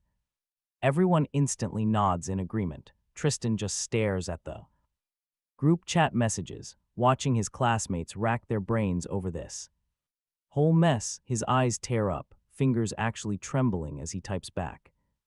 Thank you guys, seriously. We are all classmates here. Your little sister is basically our little sister. If she goes missing, you better believe we are going to risk everything to find her. Exactly right. We have to bring our little sister home safe and sound. Do not sweat it, Tristan, the class rep in Isold. Total academic geniuses. They can definitely tutor Felix. Now, Felix might be crazy lazy, but he will not run from this kind of huge responsibility. Just look how hard he is studying right now, hearing Serafina say that. Now watch this. Everyone turns toward Felix, seeing him bury his head in absolute grueling study. But here is the catch. They can completely hear his inner voice screaming. It would be perfect otherwise. Oh my gosh, why is this so insanely hard? If I knew, I would have actually studied before. This is brutal. Hey system, can we negotiate a tiny bit? Cut the goal in half, jump 10 ranks maybe. How about that? The system's robotic voice straight up glitches in sheer disbelief. That is a horrific discount from 100 ranks down to 10. Do you think I am selling cabbages at some street market? Even street vendors wouldn't accept that haggle. Felix chuckles awkwardly. Twice? Well, do you have any special items, like a magic pill that makes me an instant genius overnight, or maybe a secret dimension where time moves way differently than the outside world? The system actually nods. I do. But you cannot access them right now. Why? Because someone is way too lazy. Because you refuse to actually study hard. You lack the qualifications for those items. Felix instantly snaps his mouth shut, whispering back, so what do I get as a reward? If I jump 100 ranks, just info on Tristan's missing sister. He completely accepts his tragic fate. We have all been there, forced to bitterly grind. Why is it that when these words are separated, I know absolutely every single one of them, but smashed together, they look like pure alien gibberish, just as he gets lost in total confusion? Isold walks right over. What aren't you getting? I will teach you. Looking up at Isold, Felix feels like he just found his savior. Such a good person. May good people have total peace forever. May good people give birth to 8 treasures in one single go. Isold's mouth violently twitches. Give birth to 8 treasures? Yeah, I will completely pass on that. Rowena cannot hold back her laughter. Isold, you actually have wild days like this too. The whole class tries desperately to hold back their giggles, even though they know laughing right now is just completely highly immoral. They honestly just cannot hold it in, watching the entire class shaking with suppressed laughter once again. Felix just cannot help but blurt out, are they having another collective crazy episode? Are they seriously having a real medical seizure? This time around, Class 13 instantly clamps their mouths totally shut. Is this instant karma? We just laughed at Isold, and now we get laughed at. Felix nervously glances at Isold, then peeks right over at Rowena, thinking back to what happened last night. He honestly hesitates. If Isold tutors me right now, will Rowena get incredibly mad? If she gets mad, is she gonna beat me up? She looks terrifying. She must be super fierce. When she is angry, if Isolde teaches me, will she get insanely jealous? He peeks at. All right, let's watch this mess. Rowena's face, darker than an abyss. Felix was absolutely doomed. She was completely furious, but our boy Felix simply couldn't refuse Isolde. She's far more patient than that system, constantly calling him a total idiot. Whenever Isolde teaches him, she never once scolds him, plus asking for her help was entirely about saving Tristan's sister. Surely Rowena should be able to understand that, right? Yeah, right. Meanwhile, Class 13 completely bugged. Their eyes out, an actual cascade of question marks manifested above their heads. Wait, what was going on? Weren't the rumors about Isolde and Rowena totally fake? Why did Felix suddenly change his tune? Oh man, did they just accidentally stumble onto some massive, earth-shattering secret? Were they about to get murdered to keep it safe? Seeing Rowena's absolutely murderous expression, the entire class instantly and very wisely zipped their lips. Rowena took long strides right up to Felix, terrifying him so badly his primal survival instincts made him visibly shrink back. Rowena furiously furrowed her brows. You completely misunderstood what happened yesterday. Isolde, standing right next to her, slowly nodded in agreement. Yesterday, Rowena, that absolute idiot, came looking for a fight with me. I have no idea how you managed to misunderstand it so completely. Backwards, looking at these two impossibly stunning beauties right in front of him, Felix didn't dare say a word. How was this his fault? Last night it was clear as day that Isolde had Rowena pinned against the wall. They practically almost kissed. Class 13 sprouted question marks over their heads yet again. Almost kissed, pinned right against the wall. What kind of premium drama did they miss out on last night? Rowena pursed her lips. You saw wrong. I was about to fight Isolde. I could never in a million lifetimes like that idiot. I already have a fiancé. I will never betray him in my entire life. Do you understand? Felix, facing those deep, utterly captivating peach blossom eyes, his heart pounded wildly against his ribs. He felt like he absolutely could not withstand this level of a beauty barrage attack. Isolde, seeing his reaction, spoke with a voice gentle enough to coax a kitten. You said you would protect me for my entire life. I have always remembered that. Looking at the pitiful Isolde, Felix felt his heart melt a solid 2/3. What exactly did these two want from him? I believe you guys. Okay, just stop using honey traps on me. I'm a sucker for beautiful girls. He genuinely could not handle this. Isolde's lips curled up, her eyes sparkling bright as she looked at him. Rowena's peach blossom eyes also curved into perfect crescent moons, her entire fierce aura becoming significantly softer, and naturally all of Class 13 screamed internally. What is even happening right now? There are living, breathing people right here in the room. Stop treating us like invisible air. But at the exact same time we pivot.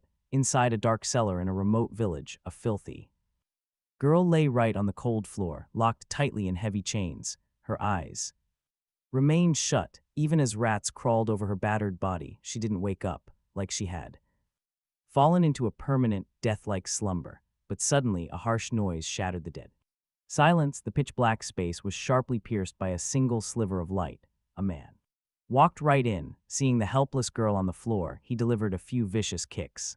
The girl didn't even react. He immediately cursed maliciously. Get up, you worthless trash. The girl finally slowly opened her eyes. Seeing the person who arrived, she shrank back in sheer terror, her trembling mouth emitting weak, incredibly pathetic pleas for mercy. He raised a thick wooden stick, preparing to fiercely strike. The girl instinctively hugged her head tight, her frail body curling up, desperately bracing for the agonizing pain. But the expected agony never came. Instead, boom, a massive, heavy thud. She tremblingly opened her eyes to see the guy out cold on the floor. She didn't dare move, just shrank back into the corner. Right then, a tiny black cat quietly padded inside, walking right past the knocked-out guy straight to her. It was carrying a piece of bread, gently dropping it right in front of her. She didn't dare grab it, but staring at that food, she swallowed hard, honestly looking like she wanted to inhale the whole thing instantly. Seeing this, the black cat Feeling kind of helpless, walked outside. Once she saw the cat was actually gone.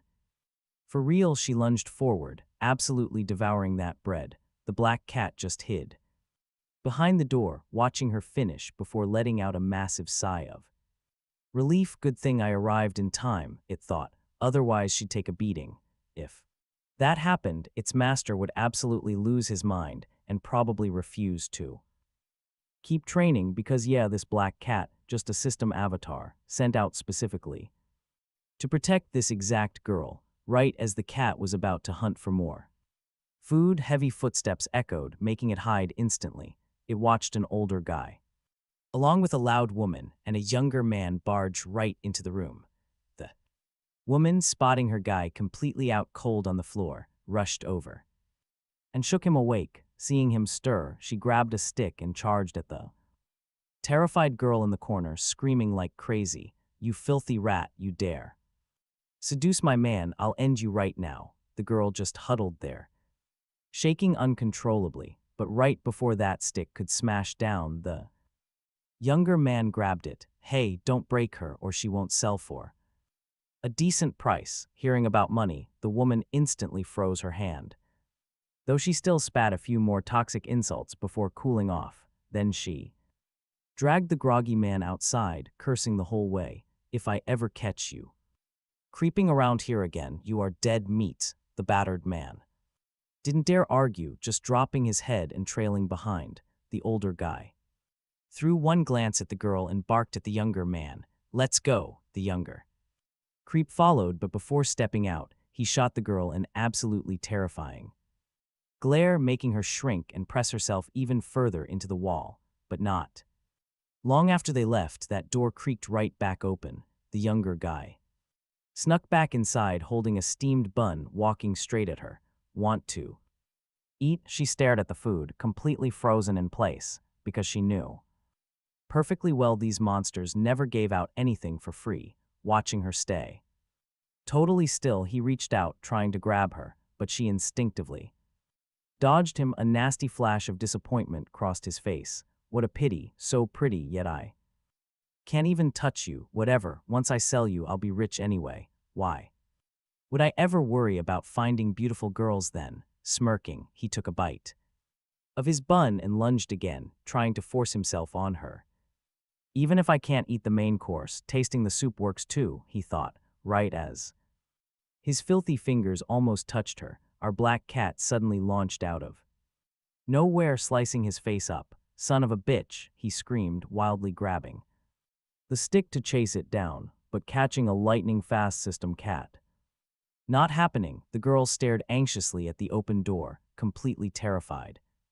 Her furry savior was about to get totally crushed, but honestly, her worries were all right. Get this, that black cat was actually the system's avatar. Dodging a normal human was a total breeze for it, while the poor girl was paralyzed by panic. A dark blur zipped right inside. Hanging from its mouth was a plastic bag. Dropping it directly in front of her and nudging it forward with one paw, inside was a couple loaves of bread and a bottle of water. This time around, the girl wasn't terrified. Instead, she actually smiled at the kitty, in a rough, broken voice, sounding like she hadn't spoken for years. She forced out the word, "Thank you." The black cat just sat there quietly, watching her eat. As she snacked, she gently pet its back. A rare, truly genuine smile appeared on her face. At that exact same moment, other teachers and students strolling past Class 13 were completely dumbfounded by what they saw. They legit thought they had wandered onto the wrong floor. A few assumed Class 13 swapped rooms. Honestly, only after double-checking, the sign said Class 1113. Did they peek inside in total disbelief? Yep, it was actually the notorious students of Class 13, and they were studying. Honestly, this was way more terrifying than them just skipping school. Everyone and their mom knows Class 13 ditching class is basically a daily routine, but hitting the books since enrolling in this place, nobody had ever caught them studying seriously. The students from other classes straight up bolted in a panic, terrified of catching whatever brain-eating virus infected them. The teachers were just as spooked. They had tried every trick imaginable and still couldn't get class 13 to focus.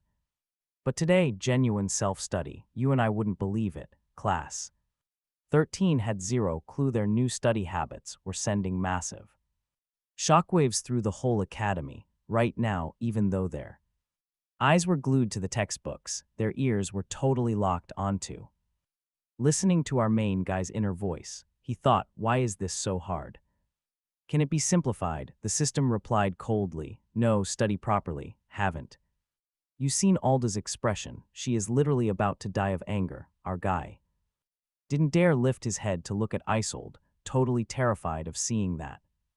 An absolute idiot glare, he grumbled internally. It wasn't like he wanted to be.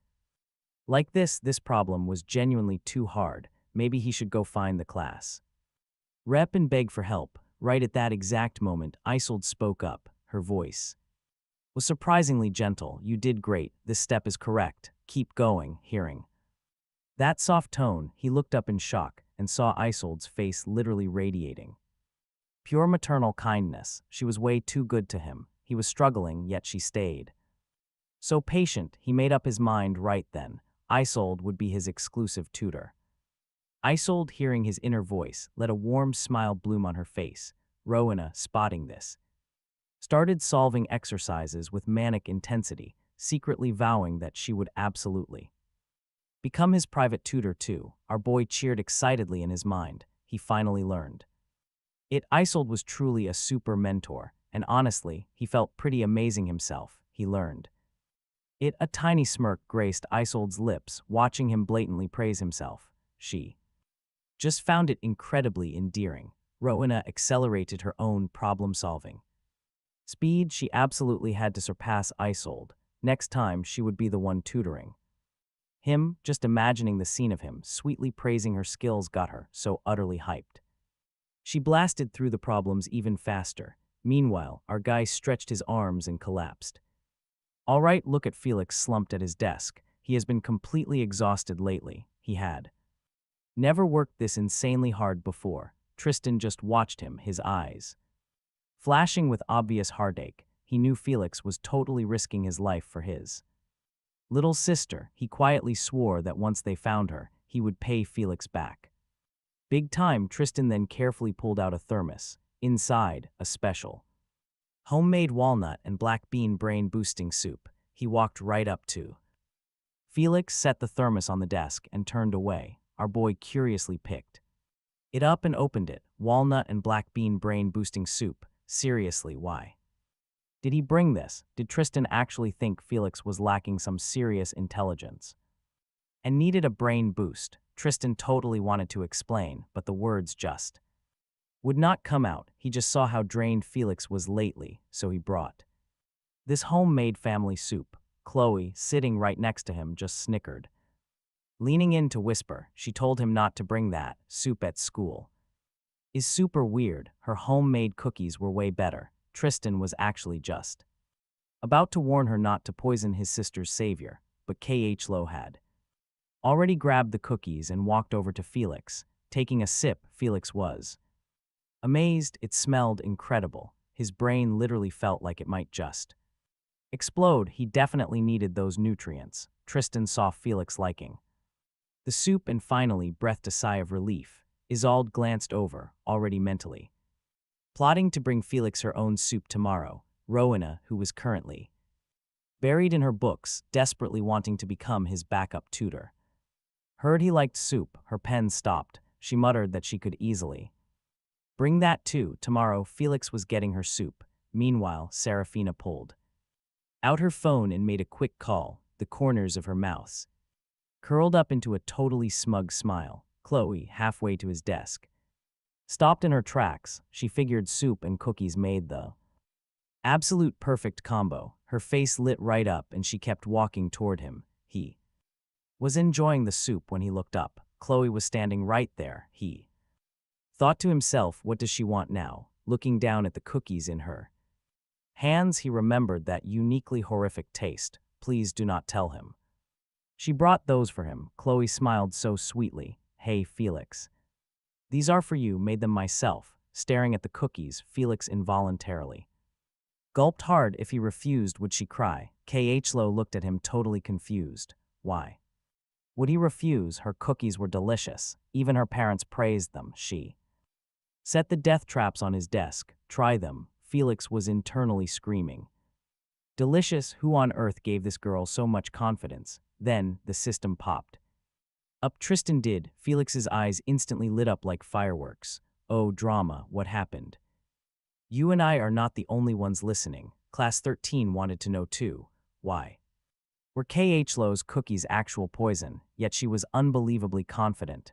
The system randomly pulled out an ancient poem. Recite this and it would tell him. Felix almost stomped his feet in pure rage. He had been studying like his life depended on it lately, and it still wanted poetry. Did this stupid thing even have a heart? Nope, it was a system. No human organs included. Felix immediately clamped his mouth completely shut. He really should not waste breath arguing with a machine. Everyone listening nodded in deep agreement. This system was truly ice. All right, picture this. The classmates shivered. Thank goodness their grades beat Felix's, avoiding that absurd system completely. Sacrificing poor Felix basically saved the entirety of Class 13. They silently thanked him. Tomorrow they'd definitely sneak him some amazing food. Chloe, seeing Felix stay totally silent, pouted with pure grievance.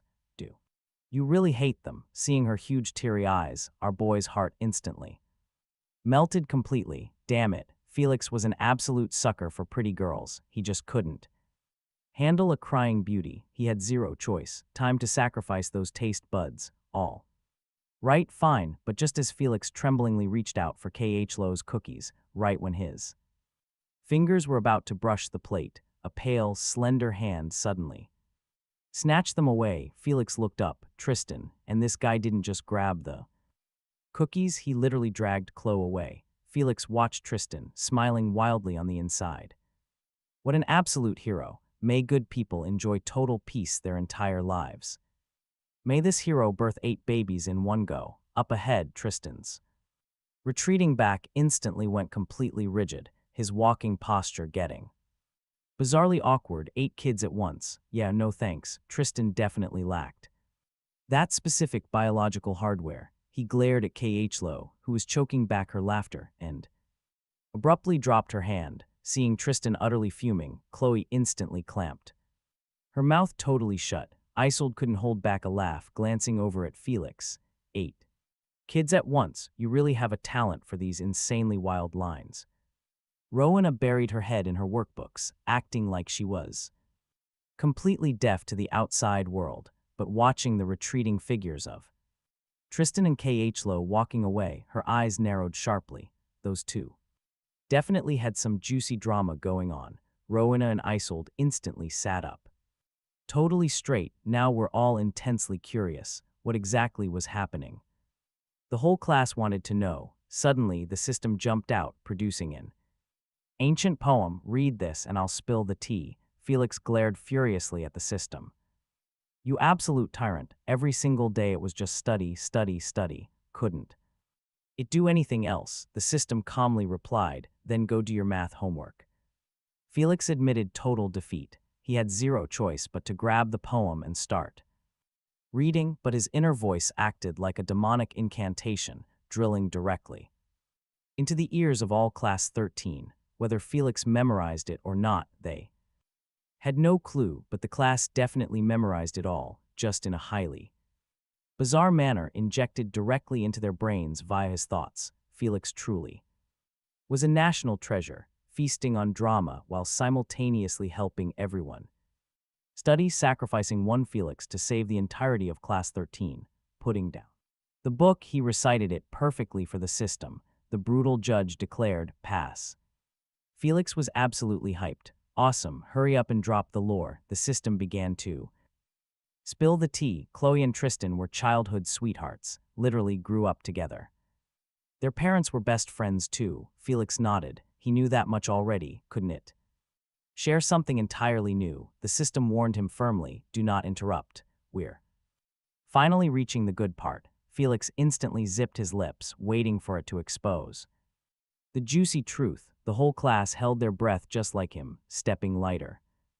As you know, because Tristan lost his sister, he always lived in absolute agonizing guilt. Even though his parents swore they didn't blame him, Tristan was still deeply heartbroken, blaming himself constantly. He actually attempted the unthinkable multiple times.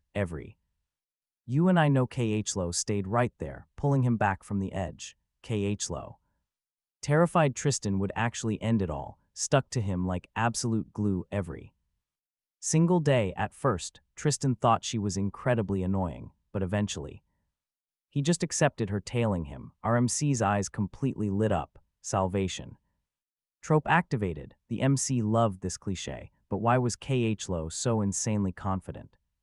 Her cookies tasted good. The whole class nodded along. They all wanted answers. Tristan and Khlo blushed hard. They desperately wanted to stop the system from leaking more secrets.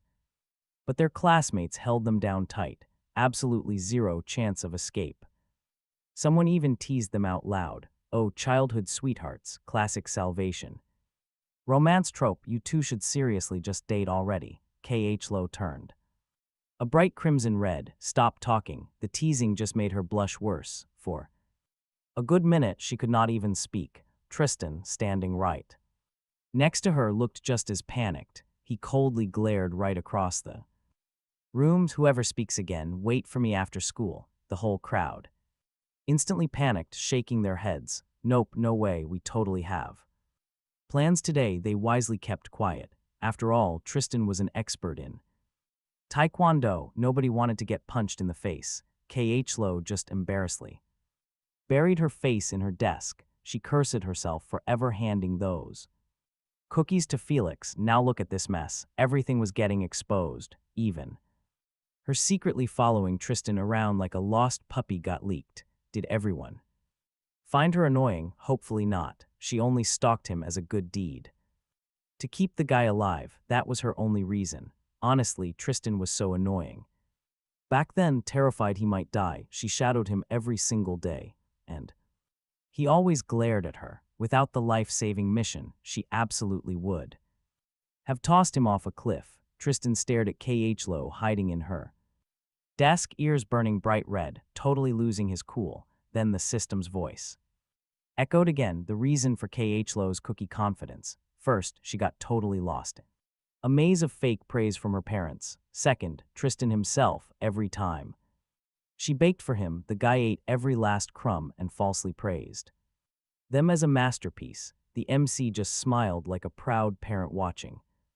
So what exactly broke this guy's taste buds? Could it actually be true love?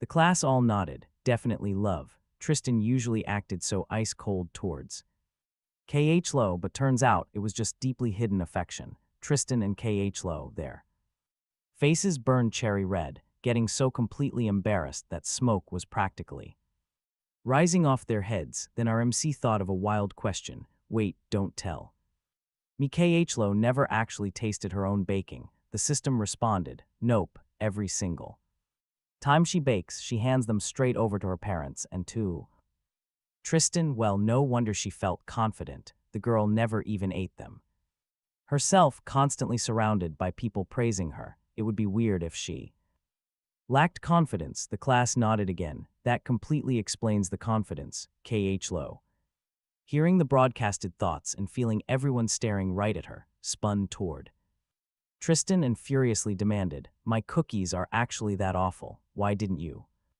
say a single thing? You just made me look ridiculous. Tristan's eyes were totally sincere. They are delicious. Khlo completely blanked out, softly mumbling, liar, they are not delicious. Are they actually good? Looking straight into Tristan's. Looking into his sincere eyes, her face burned completely red. Then Felix's inner voice flared up again. Now watch this. The system completely and bluntly exposed them both. They are blushing. Our guy cheered. Whoa, the whole room joined in. Khlo's face flushed even brighter. Tristan wasn't handling it any better. With only 3 days left until the monthly exam, Felix literally collapsed onto his desk. His body felt completely drained of all its life force, absolutely exhausted. Why is studying this?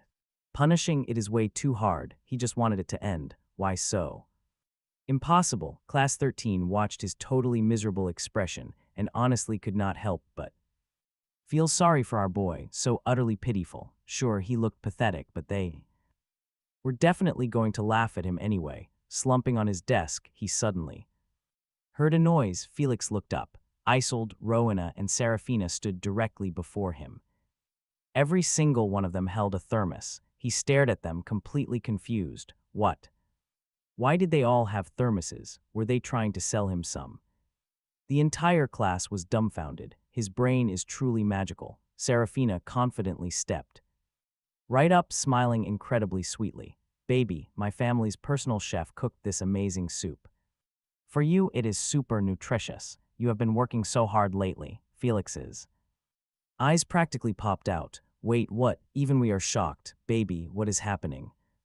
Is there some massive tea we missed? Since when did nicknames escalate this fast? Rowena shot her a look of pure disgust. Shoving Serafina's expensive thermos straight aside, she slammed hers onto his desk, arrogantly declaring, "What real sincerity is there? Soup cooked by hired help. I actually made this myself." He stared at Rowena's thermos, swallowing nervously. Was it even safe to drink her homemade concoction? Serafina literally burst out laughing. Drink mine instead. My family's soup was prepared by a highly professional chef. I cannot promise everything, but I absolutely guarantee that it is perfectly drinkable. Felix was completely sold. As long as it would not literally give him food poisoning, that was enough. Hearing this, Serafina smiled radiantly. Baby Felix, drink up. Our MC instantly got full-body goosebumps, even at 3 years old. His parents never called him that, totally freaky, but Serafina did not care in the slightest. She proudly placed her thermos down, aggressively pushed Rowena's completely away, and smiled radiantly again. Rowena wasn't about to take that insult lying down. She slammed her thermos back in front of him, proudly declaring, "My fiancé must absolutely drink what I carefully prepared." My fiancé. Felix tried incredibly hard to fight the urge to punch a wall, doing intense mental gymnastics to calm himself. What fiancé? How dare she ruin his school reputation? If he wasn't completely sure he would lose against this idiot, he absolutely would have thrown hands already.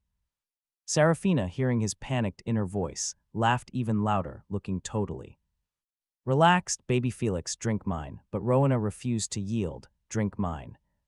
Neither girl was willing to back down. They stared dead at Felix, both shouting in perfect unison, "Drink mine." He just hugged himself, feeling completely and utterly helpless. Could he just skip both? The class watched, completely entertained. So spicy, they loved watching this drama unfold. Everyone then glanced over at Isolde, who truly had not spoken up yet, eager to see her next move. But they waited and waited. And Isolde still made absolutely zero moves, just as we were all about to shift our attention back to the Serafina and Rowena battle. The class representative unexpectedly walked straight over, holding another thermos. He gently placed it directly onto Felix's desk. "Let's check this out." The class rep's eyes hold a sneaky smile. "Felix, you've been grinding so hard lately. As class rep, I've noticed all your crazy effort. And listen, even if you love studying, you still need rest." The whole class, watching the rep squeeze into the gossip circle, gets absolutely hyped. Oh, the sweet drama. They wonder who else brought soup. Meanwhile, Felix is internally breaking down. Tears are basically threatening to fall. He honestly hates studying. The poor guy is entirely forced into this grind. Staring at the class rep's bright smile, Felix gets this really weird vibe from the whole thing. The rep is usually swamped, right? Why is he squeezing into the gossip circle today? The rep just keeps smiling, staying completely silent. He slams the thermos down, waiting for Felix to choose. Our boy just looks at the 3 thermoses sitting there, absolutely clueless, like, what is actually happening? Right now, an entire mob bringing thermoses and literally shoving them in his face. What does this even mean? He turns to Isolde. "You didn't bring one too, right? If you did, just show it." Isolde, totally hearing his inner panic, immediately lets out a massive smile. Yup, from right behind her back, she whips out another thermos. Felix just stares at the 4 containers now crowding his desk. His heart actually jumps. Holy cow, 4 thermoses already. If he gathers all 7, can he summon Shenron the dragon? He looks around, thinking to himself, did anyone else bring soup? The exact moment that thought hits, Penelope, Khlo, and Tristan walk right over, holding thermoses. His desk is already maxed out, so those remaining 2 thermoses actually have to get dumped right onto Orion's desk. Taking this all in, Felix is ridiculously happy, actually. Blooming like a spring flower. Oh man, they seriously gathered exactly 7 thermoses here. Can he actually summon a dragon now? The crowd goes absolutely wild, so crazy. Students are wishing they brought soup too. Felix turns to his buddy Orion, feeling bad about hijacking his desk, but look closely, Orion's eyes sparkle like stars, secretly super thrilled. Who cares about desk space? Sitting right next to Felix is literally the best thing ever. He gets a front row ticket to the madness. Sure, the guy is loud, but snacking on this prime gossip makes it totally worth it. No matter what happens, Orion isn't going anywhere. Nobody better even think about stealing his precious VIP seat. Felix remains completely clueless about Orion's wild inner fanboy monologue, staring down the 7 classmates standing right in front of him. Felix blankly scratches his head. Is he really this close with everyone? Why did they all bring him soup? He never even asked for it. Do they have some sketchy hidden agenda? Before he can overthink it, Serafina suddenly blurts out, I really like you. Her dad apparently made soup to win over her great-grandpa. He literally cooked soup for him every single day. Try it, it's delicious. Felix flashes this awkward smile. He honestly doesn't want this. Using her dad's old-school romance tricks on him feels insanely weird, but Serafina doesn't back down. No, it is not weird. She smiles brightly. As long as it works, that's all that matters. Felix has zero choice but to fake a polite smile. Thanks. Then he checks out the others. What about the rest? Here's where it gets wild for us. Rowena blushes. You're my fiancé, so I have to treat you right. Seeing her blushing face, Felix internally screams, wait. What fiancé? He already rejected that entire idea 100 times over. Why is this school tyrant acting so ridiculously stubborn? Rowena feels a quick pang of sadness, but immediately bounces back, telling herself the truth. Felix simply forgot about it. Once Felix remembers everything, he is totally gonna regret it. Imagining him getting those memories back, crying and acting cute. Yeah, she completely cheered herself up. Rowena grinned like a total goofball. Drink it, it's delicious. But Felix was totally confused. Why that goofy smile? Suddenly her cool girl image was completely destroyed. Still, Rowena didn't care in the slightest about what Felix thought. Before he could speak, the class rep's voice chimed right in, claiming that as class rep, caring for his classmates' health is his duty. That sounds super weird, right? If he actually cares about everyone's health, shouldn't the rest of the class get soup too? Everyone nodded. Yeah, where is ours? Class rep, where is our share? He just pushed his glasses up, not waiting for anyone else to ask, claiming Felix has been studying way too hard these past few days, so this soup was specially cooked to restore his energy. Everyone just grumbled internally. Oh, so it's because they didn't study hard enough. That's why they don't qualify to drink soup. Next time they better hit the books hard. Just to see what excuse the rep makes up. Looking at the guys, totally sincere gaze, Felix reluctantly bought the excuse. The class rep just doesn't look like a liar. Fine, Felix would trust him today. The rep's face instantly broke into a huge smile, but everyone else, their smiles immediately vanished. They all simultaneously glared at Isolde. Stick with me, because it's her turn to shine, right? Even Felix couldn't help but stare. Isolde's cheeks flushed bright pink. She brought the sweet soup he loved most when they were kids. He's been working so hard these past few days, so she brought this to restore his stamina, and after he finishes drinking, she will personally explain yesterday's exam questions.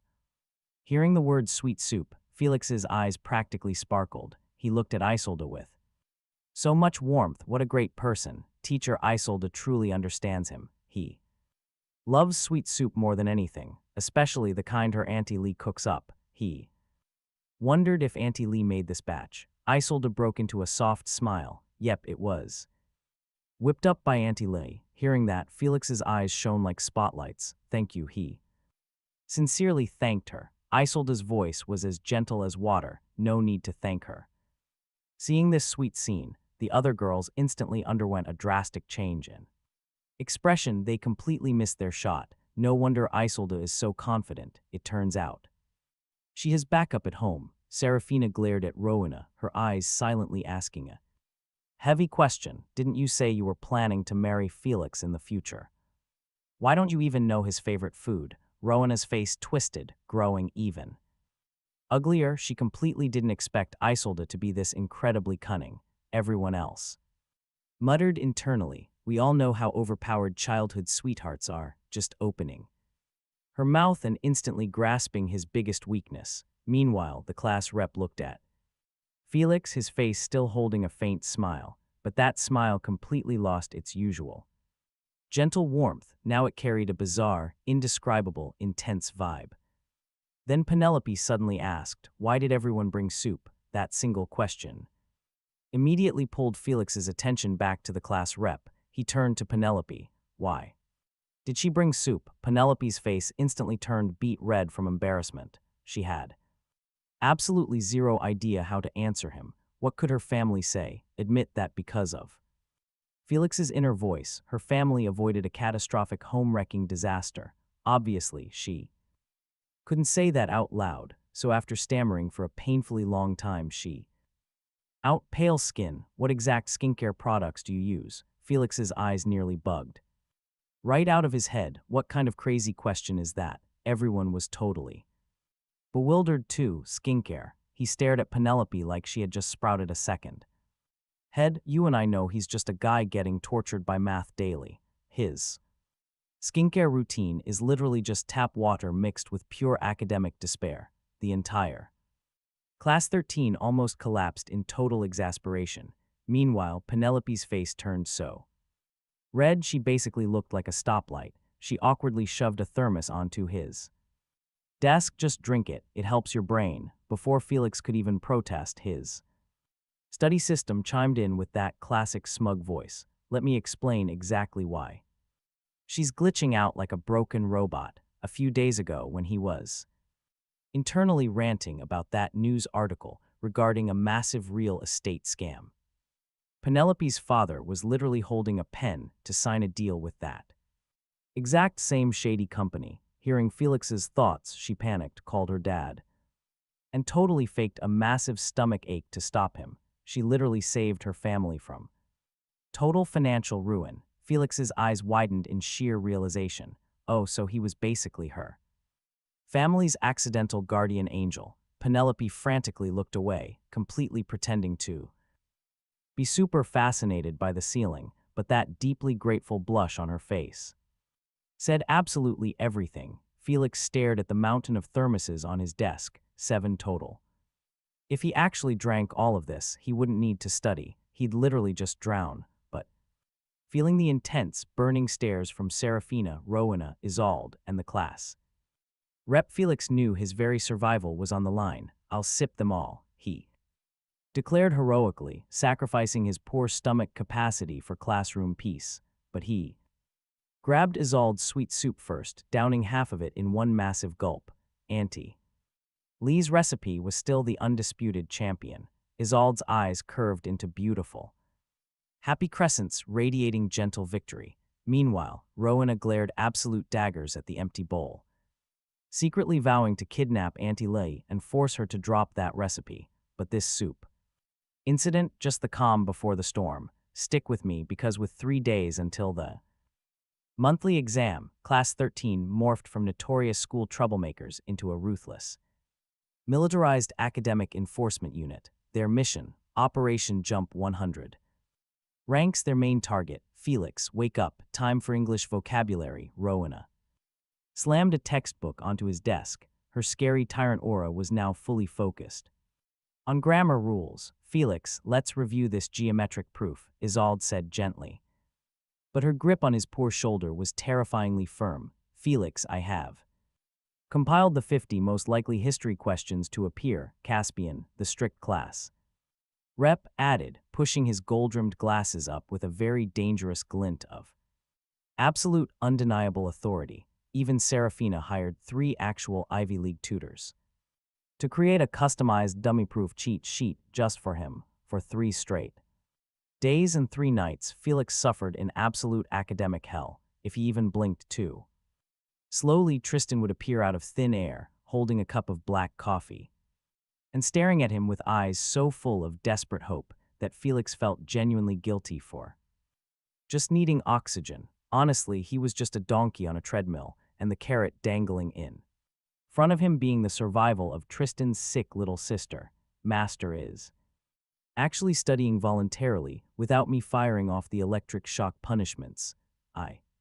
I'm so deeply touched. The system sniffled dramatically inside his head. Shut up, I'm only doing this to save lives, not for your blasted equations, Felix mentally roared. Internally, Felix's brain was turning into absolute mush, packed with formulas and dates. Then, exam day finally hit, the atmosphere in class 13, completely dead serious, as the teacher handed out the papers. Felix looked around the room, for the first time ever. Nobody in class 13 was asleep. Every single student was sitting bolt upright, gripping their pens like absolute weapons, but they weren't trying to score high grades for themselves. They were actually calculating their own scores, purposely tanking them just to rank below Felix. They wanted to guarantee he had a better chance of flying up that leaderboard. Felix stared down at the math paper. Normally, those numbers looked like some ancient curse meant to destroy his bloodline, but today, they actually made sense. Isol taught him this exact formula. He realized his pen striking the paper. Rowena made him write this proof 20 times until his hand literally cramped up. For 2 straight hours, Felix fought the hardest battle of his life. When the final bell rang, he completely collapsed onto his desk. His soul practically left his body. The school moved fast. 3 days later, the official ranking board dropped in the main hall. All of class 13 swarmed the board, literally shoving aside the terrified students from the honors classes. Where is he? Where is Felix? Khlo screamed, frantically scanning from the bottom up. Right here, Orion shouted, pointing a shaky finger at the middle of the board. Felix Su, rank 412, his previous rank 513. He jumped exactly 101 ranks. The hallway absolutely exploded. Class 13 cheered like they had just won the World Cup. Rowena punched the wall in pure excitement, leaving a visible dent. Serafina hugged Isolde tight before quickly shoving her away in fake disgust. Even the class rep gave a rare, genuine laugh. But Tristan stood completely still. He slowly turned his head to look at Felix. His eyes were bloodshot and his body was shaking so violently, he looked like a leaf caught in a hurricane. Felix did not waste a single second. He closed his eyes and yelled in his mind system, I did it. 101 ranks. Tell me where she is. The system's voice dropped its usual playful attitude. It sounded incredibly serious, almost solemn. Coordinates locked. She is trapped in an underground cellar in the abandoned nameless village, 300 meters southwest of the city. A black cat is currently guarding her. Tell Tristan's family to bring the police immediately. The traffickers are actually planning to move her tonight. Felix didn't even bother repeating it out loud. Because of his broadcast skill, Tristan heard every single word directly in his mind.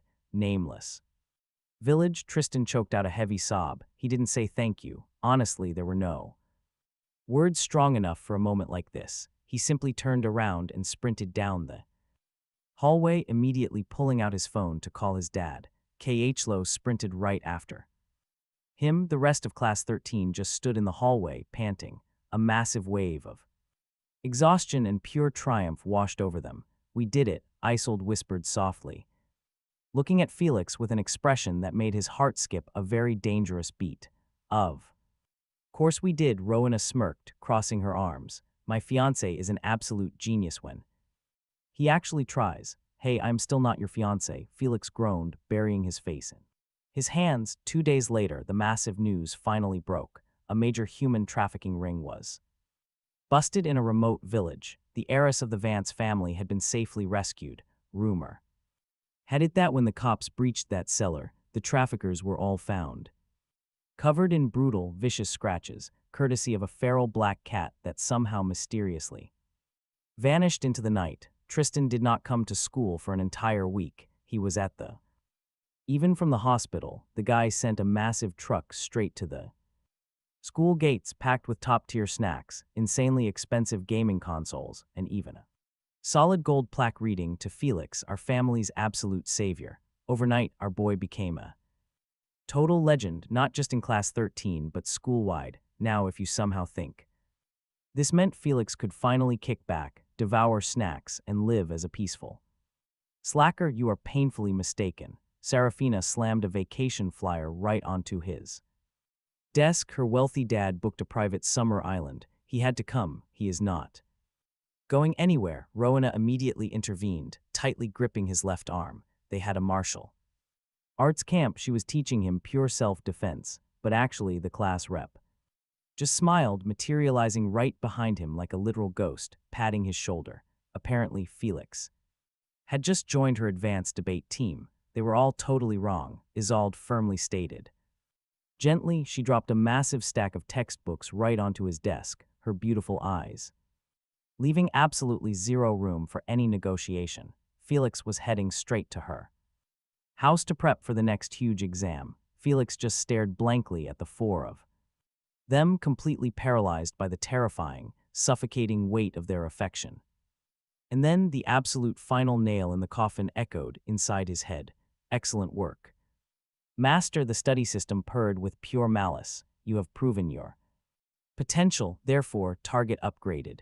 Jumping 100 ranks is absolutely no longer enough. To unlock the next tier of premium drama, you must reach the top 10 in the entire grade. Felix just stared blankly at the blackboard. His classmates were insane. His system was a literal demonic slave driver. And yeah, math was still undeniably the ultimate root of all evil. I just want to be a slacker, he whispered to the sky. But as Isolde opened that terrifying math textbook, and class 13 leaned in to eavesdrop on whatever chaotic thought crossed his mind next, our guy knew one absolute thing for certain: his peaceful, utterly ordinary high school life was gone forever. And honestly, it wasn't entirely terrible.